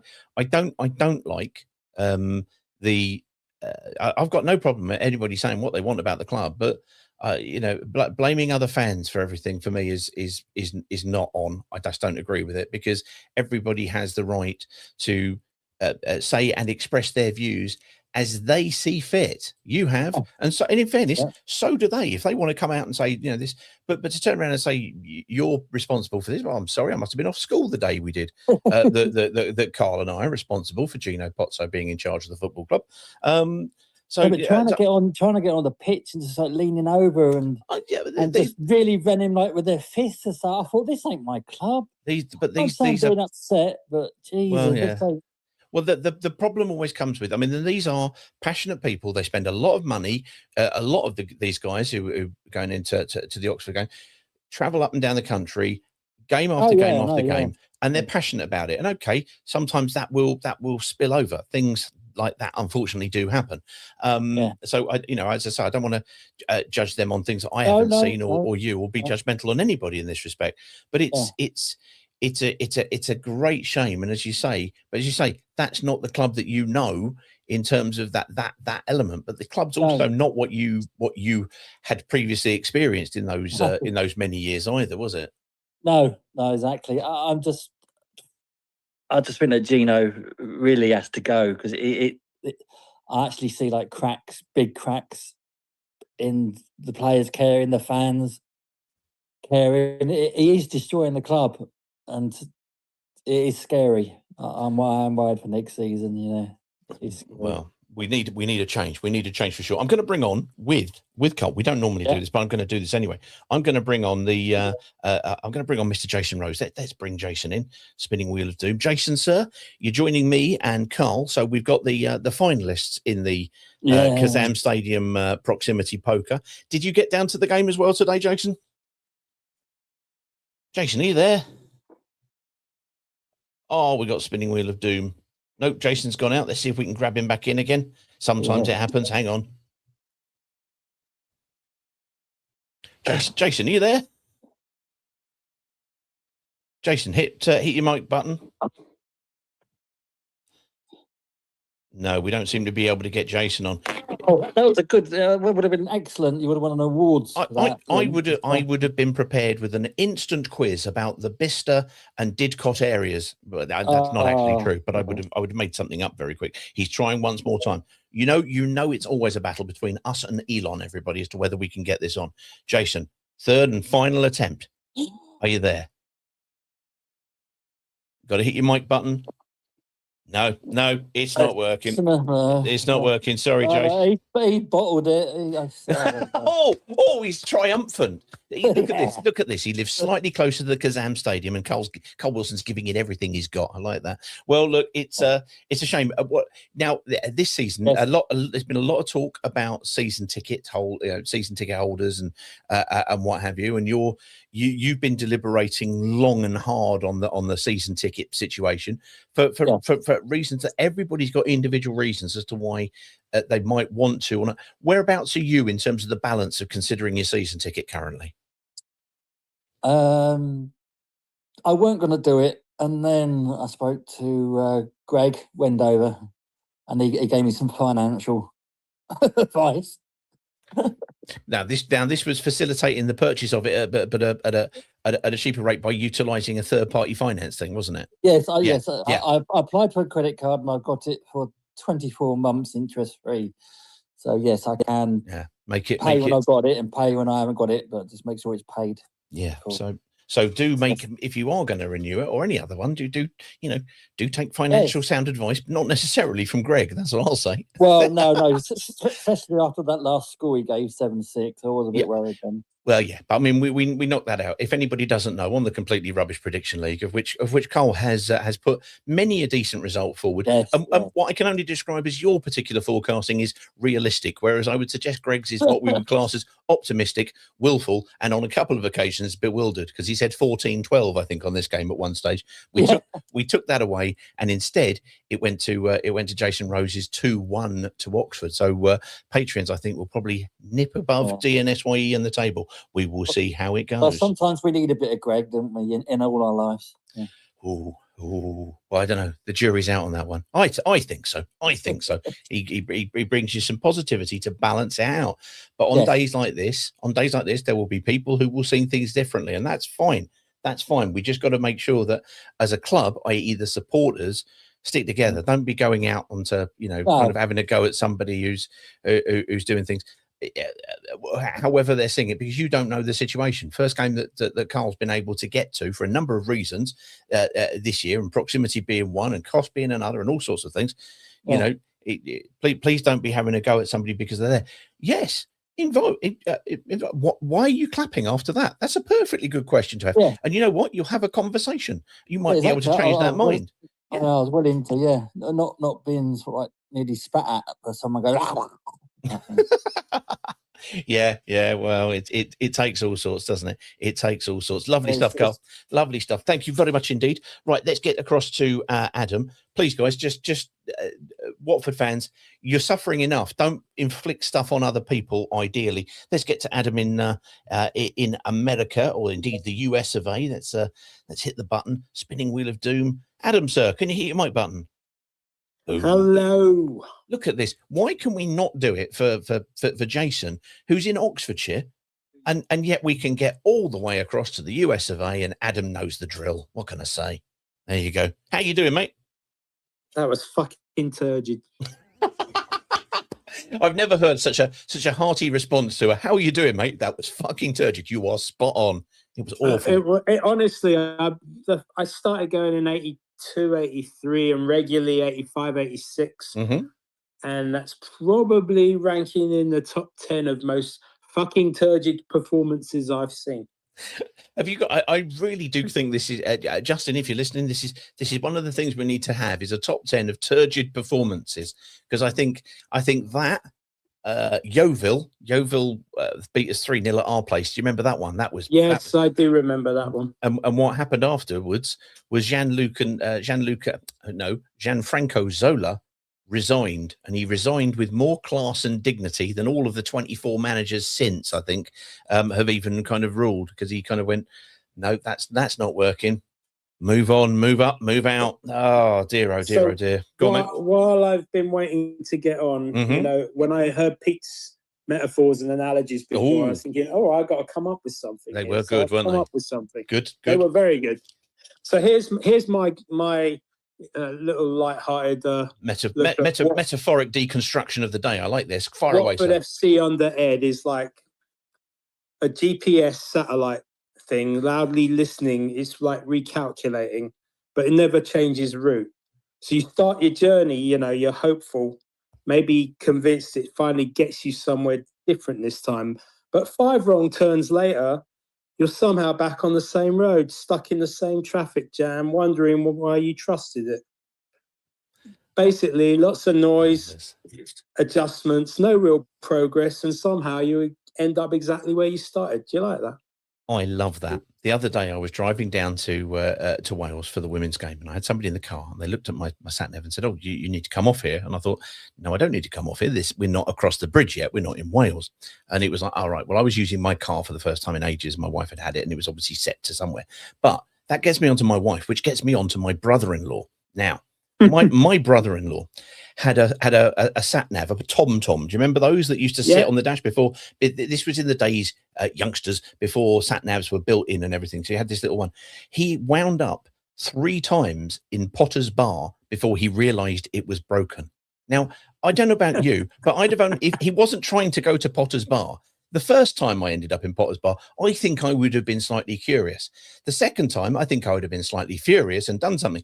But to go back 3 times seems gloriously incurious in my view. And I've been to Potter's Bar. There are not that many things that would really take you back there a third time, let alone unwillingly. So I like I was that. last there in the 1980s, probably. So yes. Losing the will to live in Potter's Bar is definitely a podcast title at some stage, but not today. It was. We have regressed in so many ways, and I appreciate that. Hopefully, we might get a performance against Sheffield United and turn something around and give us something to look over the season in a positive way. But is this result and is this display and is this run under Ed still just proving that it doesn't matter who you are necessarily? As I've said before, he's not the problem, but he's not the solution. But we need triple bypass surgery rather than just basically changing the medication every 3 months. I think we need players that actually give a shit, like Oxford. Yes, they did, didn't they? They cared. Didn't they? Yeah, absolutely. That was the difference between the two teams. If you player for player, we were far superior. I mean, I was very happy to see Mama when he came on. You could see immediately he injected a little spark of life. And Aaron Kunda as well. He was also looking lively. But they were the only two, in my opinion. Barr just kept falling over. I don't know what he was doing, but he didn't get the ball that much. But yeah, no, he's got a little touch as Mama in terms of good quality on it. I would imagine that Watford, you would imagine Watford would be keen to keep him, but he's going to be an asset that's most prized, and therefore it's going to be what offers are made, because I'm sure they will be, especially if he's now back in and stays fit till the end of the season. A number of us were talking about going, is this a bit like, Vata? Are we trying to bring him back too soon just to show that he can be worthy of something, maybe an offer in the summer? Fortunately, he got through it, but he came on at the right time. I think he had 25 minutes. So yeah, it was nice to see him. I don't know. I would like to hold on to him. I think we're definitely going to sell Imran Louza, and I would very much hope that they will hold on to Mama along with the rest of the team. But we'll see, I guess. We will see. We will see what happens. So we will see what happens. Well, let's have a chat after Sheffield United. Hopefully a better result. We will see. Now we're going to make a fourth and final effort to get Jason Rose on, because I cannot believe that we can get to America, but we can't get to Oxfordshire. Jason, how you doing? Good evening, Pete. Can you hear me? Victory, everybody. Yes. We've won. Yes. Bloody Elon. Want Yes. me to clear my cache or some rubbish like that? I don't know. Clear your cash. Clear your cash. That's what Elon wants. He wants your cash. That's the answer to it. It's the only victory Watford are seeing today is Jason triumphantly walking into the end of the post-match phone-in. I like that. I like that a lot. We were talking to the winner of the proximity poker and Carl Wilson. He was giving it large, to be honest. I'm still not having it, Pete. He was giving it large. Okay, go on then. Put your case forward. Didcot is definitely closer to the Kazam Stadium, but never mind. I'll let him off. Excellent. But I think I saw it. I think I actually saw Carl today. But going into the weigh-in, I was helping my daughter sort out our granddaughter who was there. So bless her, she slept all the way through the first half. Yeah, so did most of the Watford. My granddaughter, not my daughter. That's my granddaughter that slept all the way through it, not my daughter. I was going to say, so did the back four, but tish. Oh yeah, awful, shocking. Yeah, I mean, I just sort of point some bits and pieces, eloquently put by the Peters earlier on. I mean, it was abject beyond recognition, really. I don't know, Pete. I felt this was coming. I felt this. It's funny because obviously I work with a lot of Oxford fans, living in the locality, and they were all sort of quite nervous about today. And I said, the thing is with us is that we're always likely to throw one in like this. And I said to my future son-in-law, who's an Oxford season ticket holder, and he said to me, what do I think? And I said, well, if you guys score first, I think we'll sort of turn it in. And that's exactly what happened. I mean, it was an awful goal to give away. And then we just didn't look interested. It didn't look interested. A couple of things I just want to pick a few people up on. Far away. Irakunda's got a lot of love today, and he runs with his head down a lot. He's very much for Nesteroy. He's very much for his own. You know, there was a couple of times, I think Pete actually mentioned it earlier on, where he dribbled by about 4 players, and yet Quadra bar was wide open, and he didn't pass him the ball. And it was a bit like, there's a disconnect there. You know, there's a bit too much. But he's not the only one. I mean, God, the body language of the players was awful. I mean, proper bad. You know, we were pointing them out. Imran was just shoulders down, big K9. I mean, what he was doing playing, I don't know. I agree with. I think Rich said it earlier on. We were sitting in the car park waiting to get out. Yeah. And I think Rich said it earlier on. You know, that when you looked at the information that was coming out of Ed Steele, you thought, well, he's not going to play. There's no way you're going to carpet the fella like this and then pick him. And then he picked him.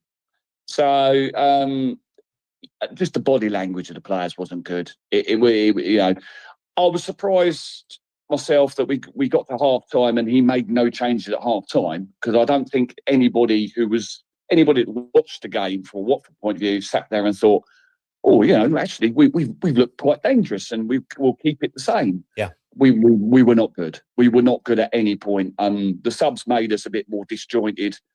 There seemed to be a lot of confusion about who was coming off and why they were coming off and what we were doing. I mean, Tom Ince coming on the 89th minute is a head scratcher. I think some people said about Nabazada and were surprised not to at least see Nabazada at that point. But I suppose the question is how many of those style players can you have if you've got Marma and you've got everybody and you've got I never thought we'd see Amin today. As soon as I saw the team sheet and as soon as I saw the subs bench, you thought, well, with all due respect to Amin, and he did really well when he came on the other week. Yes, they're not going to chuck him on ahead of Bar, and they're not going to chuck him on ahead of Marma. The only scenario he would have got on is if we were 2-0 up. If the boot had been on the other foot, we'd been 2-0 up, and they thought, we don't really want Marma to come on. We want to protect him for another week. That was the only scenario he was coming on in that game, because he just thought, why have you put him on the bench? It can only be for the homegrown thing, and yes, that's a very. But he's he must have been in the country long enough to qualify as that, because obviously he's an England under 18s, but I think he was born in Afghanistan. But there'll be all sorts of things around nationality and all sorts of stuff that Go on, sorry. What did you think? What did you think about one of the things that Carl mentioned and Pete mentioned it also was the atmosphere at the end and the reaction. Yeah, I mean, it was brewing. It had been brewing first half.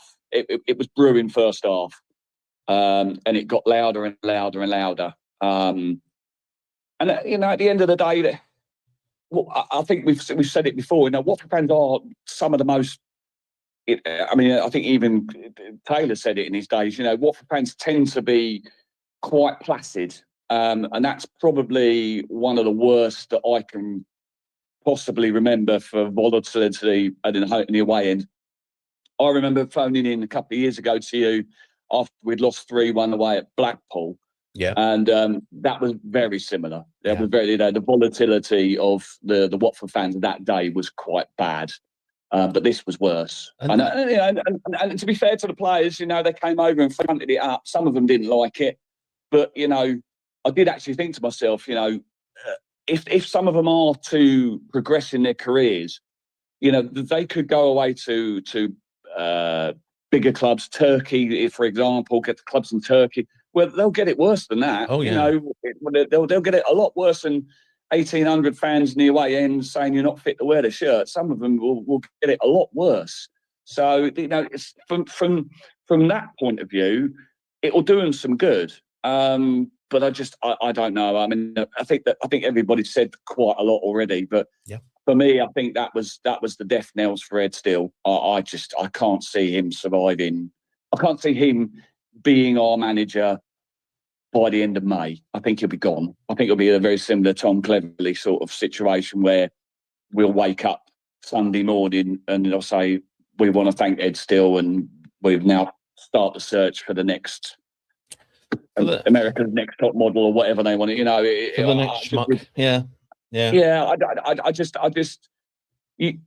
We play the same way. One thing I do want to ask you, and I want to sort of put it out there to other people. I know I'm the last caller, but it's something to think about. is that we've had 4 head coaches now. You know, you include Charlie Daniels to a degree, Yep. but we continue to play the same way. There's no obvious change. You know, we still play out from the back. We still fanny around with it. You know, 91st minute. Yep. You know, any other club in the country loading the box up, sticking the centre arse up, and chucking the ball in the box. No, not us. We play it short, and Ed Okembe plays a blind pass into midfield, and we end up 2-0. You know, what is good? What do we? Do we honestly think? I don't know if the head coach really has as much power as we all think he does, or whether Barami and Nani is pulling the strings and saying, "We want you to play this way. We want to play this way. We want to play progressive, but we want to play progressive football through the thirds because that's the way we want to play." But it just don't work. I'm baffled. I'm just baffled with no change. Well, let's have a look at the evidence for that debate, so to speak. You look at play, and I'm thinking of managers such as Ishmael, such as Bilic, who had a certain way of wanting to play, which would be on the front foot, get the ball forward, go and press it, go and do all the things that don't forget what we heard from Ed Still. Again, I want to make sure those travelling fans watch the game, watch their team, and think, wow, only one team wanted it. Didn't think that, right? But when they got forward, we suddenly played the same way. So I think there is a lot of evidence to suggest that they are told to play a certain way in a certain style. Is it what we would call the Watford way? No siree. Is it something that's played in order to try to showcase the playing talent that they have on the next roster to be sold? If it is, it ain't fucking working. Because we're actually as I said earlier on, you need to have a foundation for them to be able to build on, and they don't have that at all. Nothing showed off today, other than, and you're right, Nestori being very, very selfish, as somebody said, the João Pedro moment where he went, well, sod it, nobody else is going to do it, I might as well do it myself. That can't be the reason why they want to play like this. So I think there is an element of, as I said at the start of this thing, recruiting it badly, not ever knowing when to fire, or knowing when to fire way too early. But most importantly of all of that is supporting the manager when they are in situ, in some way, shape or form. And there is a difference between support and interfere. If you're going to go and recruit a manager, and I mean, let's just come back and talk about Ron here. Ron has always said what he wanted to bring in was a young manager who doesn't stink of failure because he hasn't failed elsewhere. I don't know where you find that person, but for example, Rob Edwards at that particular point when we saw him felt like, okay, that feels like kind of right, young, progressive, not had a success on his back.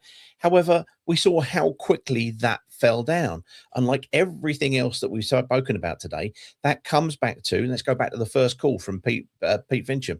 That comes back down to the one static position or positions within the club, which are the owner, the chairman and CEO, and we have changed technical director, but it's been basically just another person basically sitting in second violin on the deck of the Titanic, fiddling whilst we go down at times. Now, none of this is talking about going, we need to put more money in. It's about needing to look at today and going, well, the conductor, they weren't paying any bloody attention to him. I'm going with this quartet on the Titanic analogy. Clearly, nobody was listening to what he was doing. Nobody was doing the same thing. People weren't, as Iran Kunda, necessarily understanding what other people's requirements or needs were. And what you saw was a very, very straightforward but well organized Oxford, with and without the ball. They sat deep, they had 2 banks of 4, and we just crashed upon the rocks of their defense. They got it, and then they would try and push it forward, not with 101 different passes along the back, and then we'll have the ball for 5 minutes and we've moved 25 yards forward. No, we'll get it forward. We'll go and fight, bollock and bite up there, with Lancashire, trying to make sure we get things, hold things up, bring players forward, then we'll move in and we'll do things. We will try and make sure we pick up bits and pieces on the edge of the box, and we will deliver the ball in with decent quality, and we will get on not only the firsts, but we will also win the seconds. And today, it was such a day of first and second contact, to use Clev's use of it, We came out so poor on that. You know, we had the possession 66% of the time, and we did nothing with it. And that's fundamentally the problem. We need to have somebody who's going to come in and say, right, what I want to do is showcase your attacking talent, but I want to do it by, you know, and have a plan and go with that plan, because everything we did today was on the hoof. Everything was made up as we go along.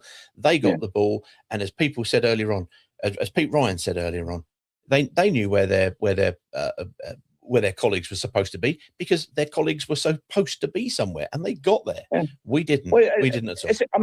I mean, it's a tiny thing, but you know, there was. I think Pete Ryan mentioned it. You know, first half we had a couple of corners in the first half, and the first one, I think Chatfatadze took it, an outswinger when the wind is blowing into the goal, and then he hit it straight out of play, and you just think. There are times you think the lack of football intelligence at times is baffling. I mean, there was another one, a guy behind me I thought was going to burst a blood vessel, but second half, Bar got the ball. He laid the ball off to a Banquer, I think it was a Banquer, and then instead of spinning off and running into the acres of grass, he stood there. It's just like, you're a runner. That's what you do. You literally spin off and run into the grass, and he just laid the ball off and stood. And it's like the lack of football intelligence, boy. And this is what some of those players are going to in for a rude awakening when they think they get to the summer and they'll look at their agents and go, right, so you know, who's coming in for me? And some of them are going to get a rude awakening, because some of them are going to get, well, no one. To be honest, not really anybody's coming in for you. Preston will come in for you. You know, you know. But we do respect to Preston, but you know, but it's. I think some of them are in for a bit of a rude awakening, because some of them, they're foot. As I say, you can have all the skill in the world, but if you haven't got desire and a little bit of something between your ears, you got no chance. And this is what I think some of our players. I mean, they were found out today. I mean, you said yourself, you know, you didn't have to.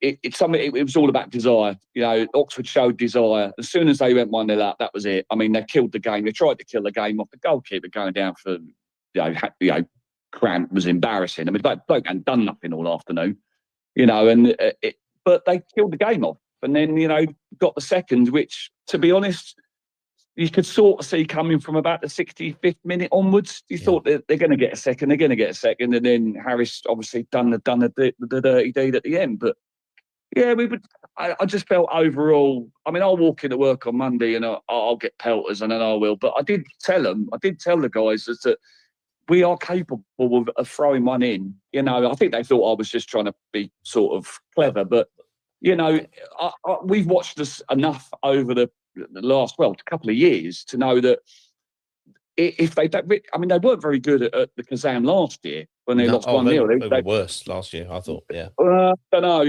It's pushing it, but okay.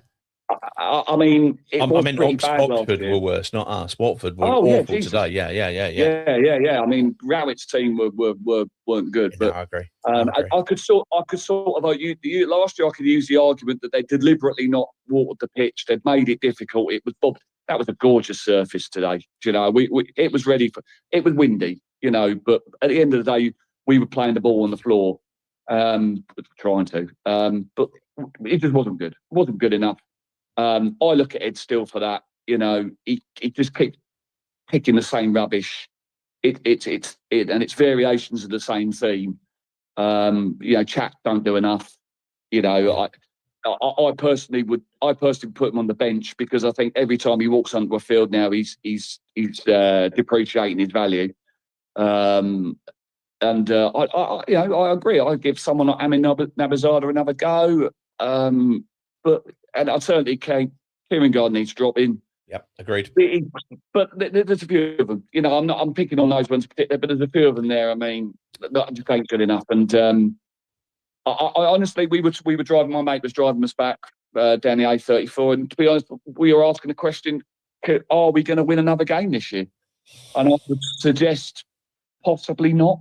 Well, you know, look, sorry, Jack Foster. I know you're coming over, mate. I'm sorry.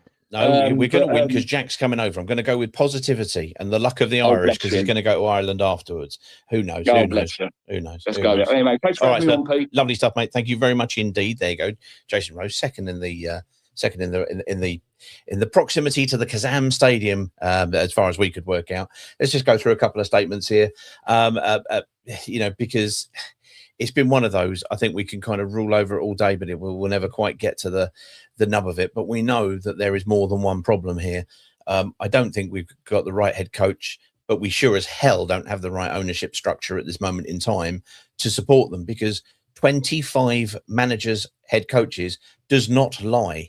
If we're gonna move into a point in football where statistics are vital, Christ, there's one there surely. We are not good at operating and supporting a manager. We aren't good at appointing the right manager, then supporting them, and then we move on and rinse and repeat. Something different's got to happen. David Harmon said, we may be running out of people in the planet who haven't managed Watford, but surely to God there is a Messiah somewhere. Well, we aren't running out of people, but we are now employing, relatives of other managers rather than actual managers. So maybe managers, not people on the planet. But OJ said, well, it would have been wrong to turn up at Oxford since we've given all the other bottom teams points.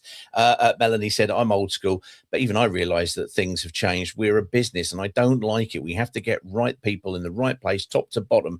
That's the T, she says. Now, Melanie, I'm not one to throw aspersions around, but I'm not sure you and I should be using the word T. That sounds like something the Ute would use. I'm not sure. I never quite understand what the T actually is. There's a confession live. HJ 2025 says, the intensity, attacking, fast flowing, it's all just words. Utter bullshit. Get a coach in that has a style, and for the love of God, stick with him and back him.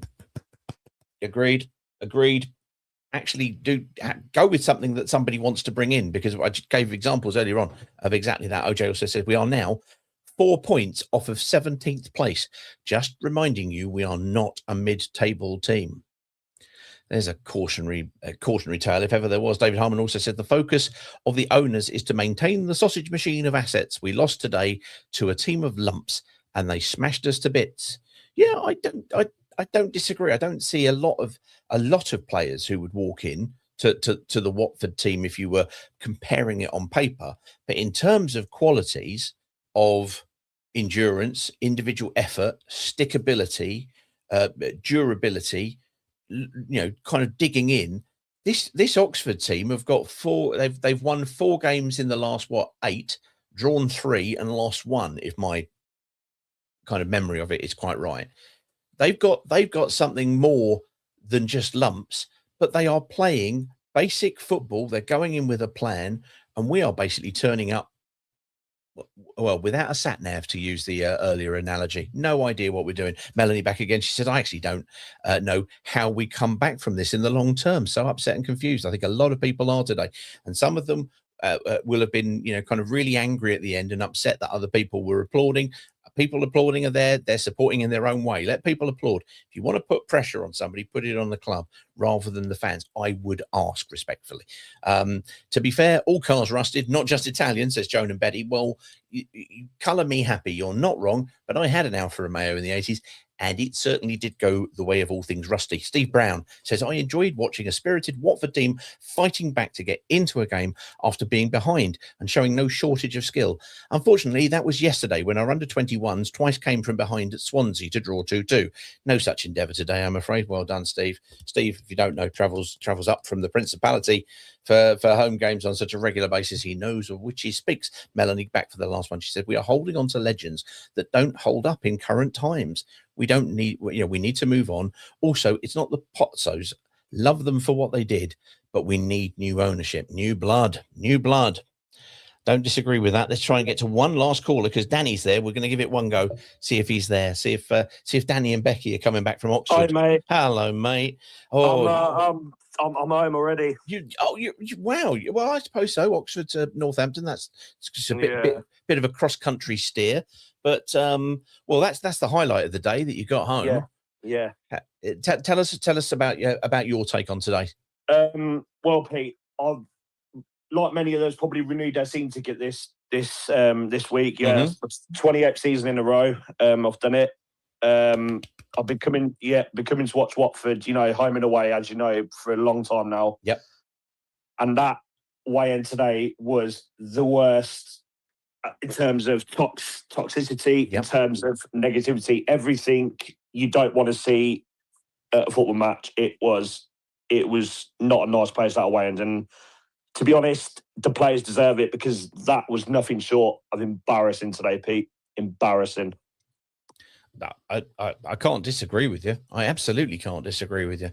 It was it was not what was suggested that we were going to have. I'll remind you, Ed Steele's comments. I want to make sure that those travelling fans watch the game, watch their team, and think, "Wow, there was only one team who really wanted it." That's from Ian Foster Services. Thank you, Ian, for sending that, because he also added in quite rightly that only one team wanted it, and that was Oxford.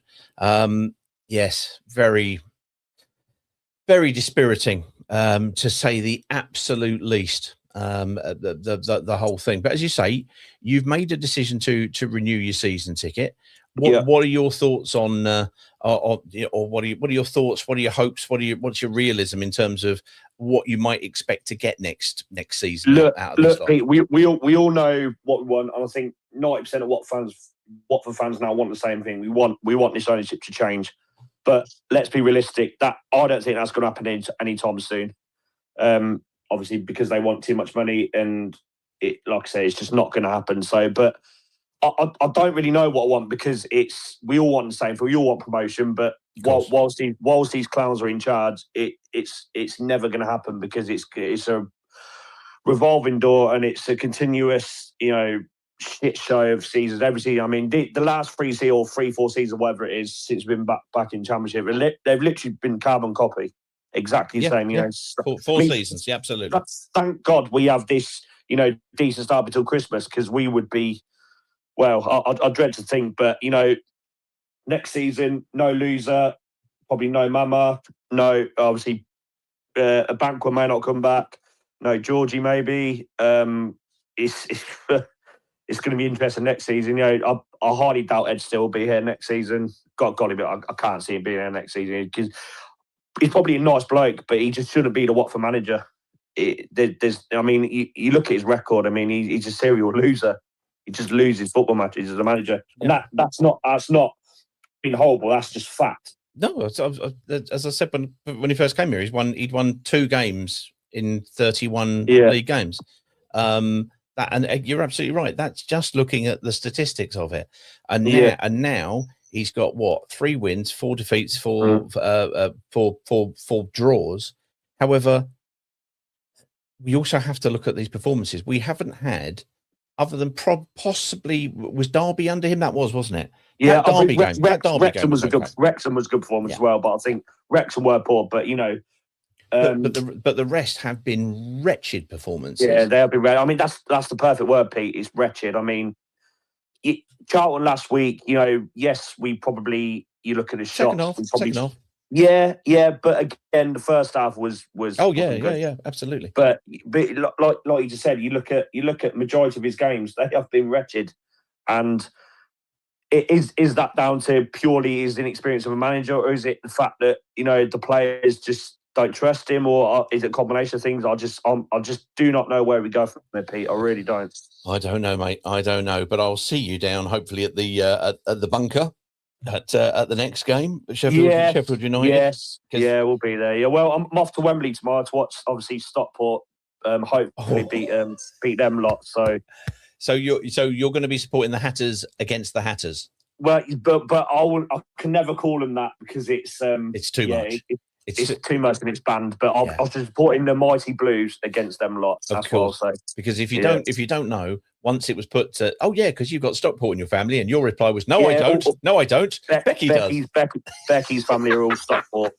All Stockport. Yeah, all her family. So. Oh well, look, have a good day. Most importantly, get a win. Because otherwise they'll be coming back with the whatever it is, blue tack trophy or what have you, and going, look at this, isn't that great? Yeah.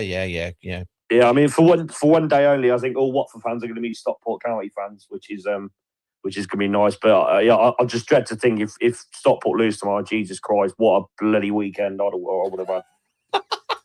Well, let's leave Danny there. Looking forward, and we will hope for next week. Some of the long forms. Peter Hopwood, hey Peter, he gives us some analogy stuff, and I like this very much indeed. Now we've got to expand this because this is good. Bringing Ed Still is like hiring a new head coach to improve the quality of an unstable 3-star restaurant, leading a team of chefs where he's never actually cooked a 4-star meal. A 4-course meal, only ever heated up a tin of Heinz baked beans with sausages and a bird's eye potato waffle with instructions from a YouTube tutorial. Like that, metaphor-tastic. Dr. Dickie Sutton is slightly less articulate and just says complete shite from start to finish. Carl Campion said on that performance, Uncle Ron's children have many Watford players want to get off the pot. So Watford vehicle. WFC chef says over the past 4 years, WFC have averaged a paltry 0.83 points per game in April. This year's current tally is 0.33 points per game. The beach is looking more like quicksand this season. Wow. Rich says, keep on the subject, please. Okay, sorry. Carl Campion says, unless Pozzo backs a head coach through and through, Watford will never progress and never know. For example, Jimmy Johnson's Dallas Cowboys had 2 losing seasons, including 1-15, 1 win and 15 defeats, and was hated by most players, was backed and became back-to-back Super Bowl champions, he says. Oh, blimey, that was NFL-tastic. John Parzo says, if we are doing metaphors, may I suggest we are delivering performances that are the equivalent of a muted eunuch entering a brothel whilst being instructed by a virgin. Nice.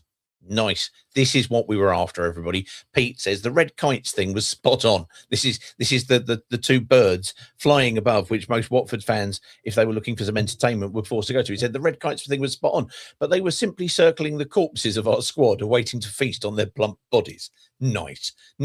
I like that. I especially like circling the corpses and plump bodies. That's particularly descriptive. I like that very much. And as an owner of what can only be charitably described as a plump body, I feel suitably endangered. Thank you. Paul Fiander Turner says, would love to come on today and contribute, but on train to London to see a comedian at the O2. Having watched that joke of a performance today, I'm not sure I have many laughs in it. Reza says, would come on, but really don't know what to say. Hopefully a pint in the Hollywood Bowl will help.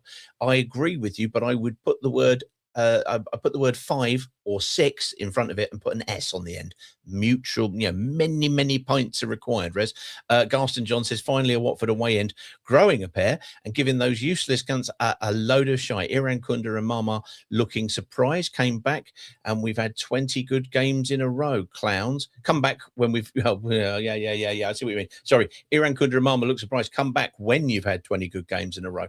There you go. Garston John, one of those who was not happy. Watford Limerick says, Watford Limericks is pissed, both literally and figuratively, and will not be producing anything of value this evening. Watford, Ed Still, look what you've done to Watford Limericks. You've broken him. Boyd, we heard from him earlier on. He said, stop this garbage loving with Pollock. He can't play, he can't pass, and can't mark. Ooh, he's big and brave. That's the minimum bloody requirement, isn't it? This is ridiculous. Loving is part of the issue, he says. Wendover's here. He just said, thanks for the shout out, Carl. I think I may have to change my name to Martin Lewis. Yes, financial advice from Greg. Not sure that's the way forward, everybody. Carl Wilson back. It was a shocking performance, but it's the same type of game we've had in the past few years, and get past Christmas when we fall off a cliff. We have too many players thinking they are the dog's bollocks when they are not, and we are not a team and the group of young players that could be stars, but sadly none of them are at the moment. We need a strong spine and then add the fancy sellable players thereafter. Ryan Duza says, genuinely think we would be better under Cleverly than we are now. This squad is better than that, and I don't disagree. Snowboy, right, everybody. ASA Targu Morris Romanian football update. This is what we want. He says, first of all, kind of insists on talking about Watford for a bit, but don't worry, we'll get to the Romania bit in a second. He says, Pozzo won't sell till he gets his money back. Kieran Gard to be back in Scandinavia by Xmas 2026. Relegation in season 26-27. Ed Still gone at the end of this season, I imagine so. ASA Targu Muras, yes, we're finally there. Top of the relegation group too, even though we finished 7th in the table. It means nothing. Oh, it's one of those divisions that split into 2, isn't it? So it's now doing really well in the kind of wooden spoon cup. Do you win a trophy for that? We need to know. Snowboy, we need to know next week whether or not Targu Morris are going to be getting given a trophy for being top of the bottom section once the league split? Because if they don't, then what's the point, frankly? Ridiculous. Tony Bushy D says all the players need to be sold. Fuck off the manager. Start again with buying players that play like a team and know their roles and have a degree of intelligence. Lunatic. Oh, I like that. Hello, Gary. How would it be possible to come up with a list of top 10 turgid performances? There have been so many. We would whittle it down over long periods of discussion and heavy alcohol use. That's how we would do it. Got to have a plan, after all. Otherwise, you're like Watford this afternoon. Never mind, David May says, when we lose 8 players and have 4 managers next season, relegated. Caden, he came on, he said, the time is now. Speak up. We want Potso out. Affleck knows... show this stuff to the bosses. Otherwise, you provide no purpose. He says, Ryan Doozer says, genuinely would get rid of him now. Nowhere near good enough. Let Charlie Daniels and Gosling take it till the end of the season. Sort out the squad and promote the youth. Ed is not a coach. His record is a disgrace. Stafford Horn says, terrible performance. Looks like a bunch of individuals coached appallingly by the apprentice sub-teacher. I like that. The Albatross says, club is rotten from the inside out. Simple as. The Duck comes and says, stating the bleeding obvious here. Sorry, Ed, nothing against you, but you will not be you will not be Watford manager at the start of next season. Message for Gino. Look at Clevs and look what happens when you leave the manager alone to get on with managing. Oh, well, same old, same old. Absolutely right. Carl Wilson has now basically tried to finally resolve the debate as to whether he or Jason Rose lives closer to the Kazam Stadium. And now I appreciate that everybody else is going, well, what does that matter? Oh, it matters a lot. It does. It says distance about 9 to 11 miles, depending on route. Drive time, roughly 20 to 30 minutes in normal traffic. There you go. I think the situation has resolved. Unlike the Watford first team, we will see what happens next week. Not next week. We're going to be chatting with Chad, I think tomorrow, because everybody remembers Chad's from the US. And but yeah, he supports Sheffield United, so we're going to be having a chat with him, finding out whether there's any chance of us being able to do something. Didn't they fire Chris Wilder the other day? I think they did. Who knows? Never mind. Anyway, look, thank you very much for listening. We've gone over 2 hours per normal, so there we are. Well, look, thank you very much for listening in. It's not been a good day for Watford. It's not been a good day for Ed Still or anybody connected with Watford. 2-0 to Oxford. Well done them. They thoroughly deserved it. We'll see you soon. You want.